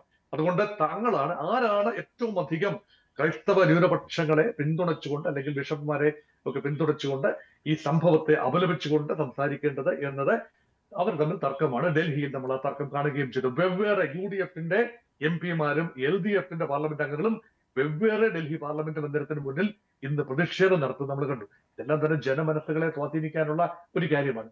ഇവിടെ നേരത്തെ പറഞ്ഞല്ലോ, ഈ ക്രൈസ്തവ മത മേലധ്യക്ഷന്മാർ അവർ പ്രധാനമന്ത്രി നരേന്ദ്രമോദിയുമായും അല്ലെങ്കിൽ BJP നേതാക്കളുമായിട്ടൊക്കെ ഒരു സമഭാവനയിൽ ഒരു സൗഹൃദത്തിൽ പോകുന്നു. അതിനെന്താണ് തെറ്റ്? അത് ആരാണെങ്കിലും ആരും ശത്രുവായി കാണേണ്ടതില്ലല്ലോ എന്നൊക്കെ പറയുന്നത്. പക്ഷെ ഇവിടെ ക്രൈസ്തവ ജനതയുടെ ആവശ്യങ്ങളാണ് പിതാക്കന്മാർ അതുപോലെ പ്രകടിപ്പിക്കുന്നത് എന്ന വിശ്വാസം പൊതുവെയില്ല. കാരണം സഭകൾ സംഘടിതമായ സമൂഹങ്ങളാണ്. ആ സഭയെ സംബന്ധിച്ചിടത്തോളം ഈ ഭരണവർഗവുമായി എപ്പോഴും ഒരു ഒരു ഒരു പരുവത്തിൽ ഇങ്ങനെ പോവുക എന്നതാണ്. അപ്പൊ അവർക്ക് പല കാര്യങ്ങളും ഈ കേന്ദ്രത്തിന്റെ ചില റെയ്ഡുകളും അല്ലെങ്കിൽ FCRA റെഗുലേഷൻസും ഒക്കെ തന്നെ അവരുടെ പ്രവർത്തനങ്ങളെ ബുദ്ധിമുട്ടിലാക്കും. അതുകൊണ്ട് സഭയുടെ പ്രവർത്തനങ്ങൾ മുന്നോട്ട് പോകണമെങ്കിൽ, പ്രത്യേകിച്ച് ഫണ്ടിങ് ഉൾപ്പെടെയുള്ള കാര്യങ്ങൾ മുന്നോട്ട് പോകണമെങ്കിൽ ഒരു രാഷ്ട്രീയ നേതൃത്വത്തിന്റെ ഒരു മൗന അനുവാദം, സമ്മതം ഉണ്ടാവണം. അതൊരു പ്രായോഗിക കാഴ്ചപ്പാടായി കണ്ടുകൊണ്ടാണ് ഒരു ധാരണയിൽ മുന്നോട്ട് പോകുന്നത്. ആ ധാരണ തിരിച്ചു ഭാരതീയ ജനതാ പാർട്ടിക്ക് പ്രയോജനപ്പെടും എന്ന് രാഷ്ട്രീയമായി കണക്ക് കൂട്ടുന്നു. അവിടെയാണ് UDF-ന്റെയും LDF-ന്റെയും ചങ്കിടിപ്പ് വർദ്ധിക്കുന്നത്. ഇവിടെ ജോസഫ് നമ്മൾ നേരത്തെ ശബ്ദരേഖ കേട്ടല്ലോ, പാംപ്ലാനി പ്രതാപിന്റെ ശബ്ദരേഖ കേട്ടല്ലോ, തലശ്ശേരി അതിരൂപതയുടെ ബിഷപ്പ്. അപ്പൊ അദ്ദേഹം പറഞ്ഞല്ലോ, ഞങ്ങൾക്ക് റബ്ബറിന് നിശ്ചിത വില നൽകാമെങ്കിൽ, താങ്ങുവില പ്രഖ്യാപിക്കാമെങ്കിൽ, ഞങ്ങൾ ഉദ്ദേശിക്കുന്ന താങ്ങുവില പ്രഖ്യാപിക്കാമെങ്കിൽ ഭാരതീയ ജനതാ പാർട്ടിക്ക് 1-2 MP-മാരെ നൽകാൻ ഞങ്ങൾ തയ്യാറാണ് എന്ന് പറയുമ്പോൾ അതിന് പിന്നെ ഒരു രാഷ്ട്രീയമില്ലേ? അതിന് പിന്നിലെ സാമ്പത്തിക ശാസ്ത്രമാണോ, അതിന് പിന്നിൽ രാഷ്ട്രീയമാണോ എന്ന് ചോദിച്ചാൽ എനിക്ക് തോന്നുന്നത് അതിന്റെ പിന്നിൽ രാഷ്ട്രീയമാണ്. അതുകൊണ്ട് പ്രായോഗികമായി രാഷ്ട്രീയ നേതൃത്വത്തെ പ്രയോജനപ്പെടുത്തുന്നു, അധികാര ഘടനകളെ പ്രയോജനപ്പെടുത്താൻ ക്രൈസ്തവ നേതൃത്വവും യഥാർത്ഥത്തിൽ ശ്രമിക്കുന്നുണ്ട് എന്നത് അത് പ്രായോഗികമാണ്. ശരി, അതേസമയത്ത് തന്നെ അതാണ് BJP ആ ഡാമേജ് കണ്ടറിഞ്ഞു കഴിഞ്ഞു. Shri colonel S. ഡിന്നി, തദ്ദേശ ഭരണ തെരഞ്ഞെടുപ്പ് ആകുമ്പോഴേക്കും, നിയമസഭാ തെരഞ്ഞെടുപ്പ് വരുന്ന സമയമാകുമ്പോഴേക്കും ക്രൈസ്തവ വിശ്വാസികളെ കൂടുതലായിട്ട് BJP-യിലേക്ക് അടുപ്പിക്കാം എന്നുള്ള ഒരു നയമുണ്ടായിരുന്നു BJP-ക്ക്. അതിലിപ്പോൾ ഒരു താൽക്കാലിക തിരിച്ചടി എന്ന് തന്നെ ഇതിനെ പറയാം. കാരണം LDF-ഉം UDF-ഉം ഇത് രാഷ്ട്രീയമായി മുതലെടുക്കുമെന്ന കാര്യത്തിൽ യാതൊരു സംശയമില്ല. അപ്പോൾ BJP-ക്ക് 2 സ്റ്റെപ്പ് മുന്നോട്ട് പോയപ്പോൾ ഇപ്പോൾ 3 സ്റ്റെപ്പ് പിന്നോക്കം അടിക്കുന്ന ഒരു സംഭവമായി പോയി. അത് എല്ലാ സമയത്തും ഇങ്ങനെ തന്നെയാണല്ലോ. ഒരു ജനവിഭാഗത്തെ തങ്ങളോട് അടുപ്പിക്കാൻ ശ്രമിക്കുമ്പോൾ സംഘപരിവാർ തന്നെ നിങ്ങൾക്ക് ഇത്തരത്തിലുള്ള തിരിച്ചടികൾ നൽകുകയാണ്. ഇല്ല, അങ്ങനെ സംഘപരിവാർ എന്ന് പറയുന്നത് ശരിയല്ല. കാരണം അതിനകത്ത് അവരവരുടെ ഒരു എന്താ പറയുക, ഒരു എല്ലാവരും അണ്ടർ കൺട്രോൾ ആയിട്ടുള്ള രീതിയിലൊന്നുമല്ല, അവരുടേതായിട്ടുള്ള ചില എലിമെന്റ്സ് കാണും. അത് എല്ലാ ഗ്രൂപ്പുകളിലും ഫ്രിഞ്ച് എലിമെന്റ്സ് ഉണ്ട്. അപ്പൊ ഈ പറയുന്നത് നമ്മള് ഇപ്പം ഏതൊരു ഗ്രൂപ്പിലാണ് ഫ്രിഞ്ച് എലിമെന്റ്സ് ഇല്ലാത്ത, ആ ഫ്രിഞ്ച് എലിമെന്റ്സിന്റെ ചിലപ്പോൾ ഭാഗമായിട്ടാവാം, അതിനകത്ത് നമ്മൾ അതിനകത്ത് ഇടപെടേണ്ടത്. പക്ഷെ ഇവിടെ ഫാദർ പറഞ്ഞ അവസാനത്തെ വാക്ക് തന്നെയാണ് ആക്ച്വലി ഏറ്റവും കറക്റ്റ് ആയിട്ടുള്ളത്. അതായത് ഇതിനകത്ത് കൃത്യമായിട്ടുള്ള രാഷ്ട്രീയം ഉണ്ട് എന്ന് ആ 2 സംഭാഷണത്തിൽ നമുക്ക് മനസ്സിലാവും. അപ്പൊ അത് തന്നെയാണ് ഇതിന്റെ കാര്യം. കാരണം ഞാൻ ഫസ്റ്റ് പറഞ്ഞ പോലെ കേരളത്തിൽ ഇന്ന് അത് മുനമ്പം വിഷയമായാലും ശരി, ഹമാസിന്റെ പ്രശ്നമായാലും ശരി, ഇവിടുത്തെ ജീവിത രീതിയായാലും ശരി, ഏത് വിഷയത്തിലും വിശ്വസിക്കാൻ പറ്റിയ ഒരു ആളുകൾ അല്ലെങ്കിൽ വിശ്വസിച്ചു കഴിഞ്ഞാൽ അവർ കൂടെ നിൽക്കും എന്ന് ഭാരതീയ ജനതാ പാർട്ടിക്ക് ഇന്ന് കേരളത്തിൽ സൃഷ്ടിച്ചു കൊണ്ടുവരാൻ സാധിക്കുന്നു. ധാരാളം ആളുകൾ ഇന്ന് BJP-യിലേക്ക് വരുന്നു, കേന്ദ്രമന്ത്രി ഉണ്ട്, അല്ലാതെ എത്രയോ പേര് പാർട്ടിയുടെ ഉന്നത പദവിയിലേക്ക് വരുന്നു, സഭകളിലുമായിട്ട് നമ്മൾ ഇടപെടുന്നു. അപ്പൊ ഇതൊന്നും ഒരു വോട്ട് പോലും ഒരു സീറ്റ് പോലും ഇല്ലാതിരുന്നിട്ടാണ് നമ്മൾ അങ്ങനെ ഇടപെടുന്നത്. അത് കണ്ട് ഇന്ന് LDF-ഉം UDF-നും അവർക്ക് ഭയമുണ്ട്. ഇതുപോലെ പോയി കഴിഞ്ഞാൽ നാളെ ക്രിസ്ത്യൻസിന്റെ നല്ലൊരു വിഭാഗം ആളുകൾ BJP-യിലേക്ക് വരുമെന്നത്. അതിനെ എങ്ങനെയെങ്കിലും തടയണം. അതുകൊണ്ടാണ് എവിടെയെങ്കിലും എന്തെങ്കിലും നടക്കാൻ പാടില്ലാത്ത സംഭവം, അത് ഞാൻ പറയുന്നില്ല, അത് ചെറിയ സംഭവമായിട്ടല്ല ഞാൻ കാണുന്നത്, നടക്കാൻ പാടില്ലാത്ത സംഭവം എവിടെയെങ്കിലും ഉണ്ടെങ്കിൽ അതിനെ വലിയ രീതിയിൽ ഇവിടെ വന്ന് കൊണ്ടുവരികയും അതിനെ ഈ ക്രിസ്ത്യൻ വിഭാഗം ആ വ്യക്തികളുടെ മനസ്സിനകത്ത് ഇതുപോലത്തെ ഭയവും ആ രീതിയിൽ കൊണ്ടുവരാനുള്ള ശ്രമം നടത്തുന്നത് നിരന്തരമായി നമ്മൾ കാണുന്നതാണ്. പക്ഷെ എനിക്ക് പറയാനുള്ളത്, സത്യം എപ്പോഴും ജയിക്കും എന്നാണ് ഞാൻ വിശ്വസിക്കുന്നത്. സത്യം ജയിച്ചിരിക്കും, അതിനകത്ത് യാതൊരു സംശയമില്ല. ചിലപ്പോൾ കുറച്ച് തിരിച്ചടികളൊക്കെ വരും, പക്ഷെ സത്യം ജയിക്കും. ആ സത്യത്തിൽ എന്താണ് സത്യം? ഇതാണ്, ഭാരതീയ ജനതാ പാർട്ടി ഈ 11 വർഷമായിട്ട് നരേന്ദ്രമോദി സർക്കാർ കേന്ദ്രത്തിലുള്ള സമയത്ത് ഇൻസ്റ്റിറ്റ്യൂഷണലായിട്ട് സ്റ്റേറ്റിന്റെ, ശ്രീ ഡോക്ടർ മോഹൻ വർഗീസ് അതിന്റെ ഒരു പരാമർശം നടത്തി, സ്റ്റേറ്റിന്റെ രീതിയിലൊന്നും ഒരിക്കലും ഒരു കാര്യം അതിനകത്ത് അങ്ങനത്തെ ഇടപെടത്തില്ല. കാരണം ഞാൻ പറഞ്ഞില്ലേ, ഭാരതീയ ജനതാ പാർട്ടിയെ സംബന്ധിച്ചുള്ള രാഷ്ട്രപ്രഥം, നേഷൻ ഫസ്റ്റ് എന്നുള്ളത് നമുക്കൊരു സമുദായ ഫസ്റ്റ് എന്നോ അല്ലെങ്കിൽ ഏതെങ്കിലും ഒരു കമ്മ്യൂണിറ്റി ഫസ്റ്റ് എന്നോ അല്ല, നമ്മളെ സംബന്ധിച്ചുള്ള നേഷൻ ഫസ്റ്റ്. ശരി, ഫാദർ ഫിലിപ്പ് കബീർ, അവസാനമായിട്ട് അതിനോട് യോജിക്കുന്നുണ്ടോ? BJP വക്താവിന്റെ ഈ പ്രതികരണത്തോട് യോജിക്കുന്നുണ്ടോ താങ്കൾ? ഞങ്ങൾക്ക് പറയാനുള്ളത്, ഈ ഇന്ത്യ മഹാരാജ്യത്തിലെ എല്ലാ മതങ്ങളെയും ബഹുമാനിക്കപ്പെടണം. മതങ്ങൾക്ക് അവരുടെ സ്വാതന്ത്ര്യമുണ്ട്. മതനിരപേക്ഷത എന്ന് പറയുന്നത് നമ്മുടെ രാജ്യത്തിൻ്റെ പ്രത്യേകതയാണ്. ഒരു മതത്തിനും പ്രത്യേകമായിട്ട് കൂടുതൽ അവകാശങ്ങളില്ല, ഒരു മതത്തിനും അവകാശക്കുറവുമില്ല. എല്ലാവരെയും തുല്യരായി പരിഗണിക്കണം. അവനവൻ വിശ്വസിക്കുന്ന മതത്തിൽ വിശ്വസിക്കാനും ആ മതത്തിൻ്റെ ആചാരങ്ങൾ തുടരാനുമുള്ള അവകാശം ക്രൈസ്തവർക്കുണ്ട്, മുസ്ലിങ്ങൾക്കുണ്ട്, ഹൈന്ദവർക്കുണ്ട്. അത് ബഹുമാനിക്കപ്പെടണം. അത് ന്യൂനപക്ഷങ്ങളെ ഭൂരിപക്ഷം ആക്രമിച്ചാലും ന്യൂനപക്ഷങ്ങൾ ആക്രമിച്ചാലും തെറ്റാണ്. ആൾക്കൂട്ടങ്ങൾ വിചാരണ ചെയ്യുകയല്ല വേണ്ടത്. ഇവിടെ നിയമവാഴ്ചയാണ് നടക്കേണ്ടത്. ഈ ആൾക്കൂട്ട വിചാരണയ്ക്ക് നിർഭാഗ്യവശാൽ പോലീസും ഭരണ സംവിധാനവും കൂട്ടുനിൽക്കുന്നത് അത്യന്തം ദുഃഖകരമാണ് എന്നാണ് എനിക്ക് പറയാനുള്ളത്. ശരി, നന്ദി ഫാദർ ഫിലിപ്പ് കവീൽ, ശ്രീ അനിൽ വിളയിൽ, ശ്രീ മോഹൻ വർഗീസ്, ശ്രീ കേണൽ എസ് ഡിന്നി. ഇന്നത്തെ ചോദ്യം ഇതായിരുന്നു: ഛത്തീസ്ഗഡിൽ കന്യാസ്ത്രീകൾ അറസ്റ്റിൽ, ക്രൈസ്തവരെ വേട്ടയാടലോ? അതെ എന്ന് 61% പ്രേക്ഷകർ, അല്ല എന്ന് 35%. വേണ്ടിവരെ അവസാനിക്കുന്നു. നന്ദി, നമസ്കാരം.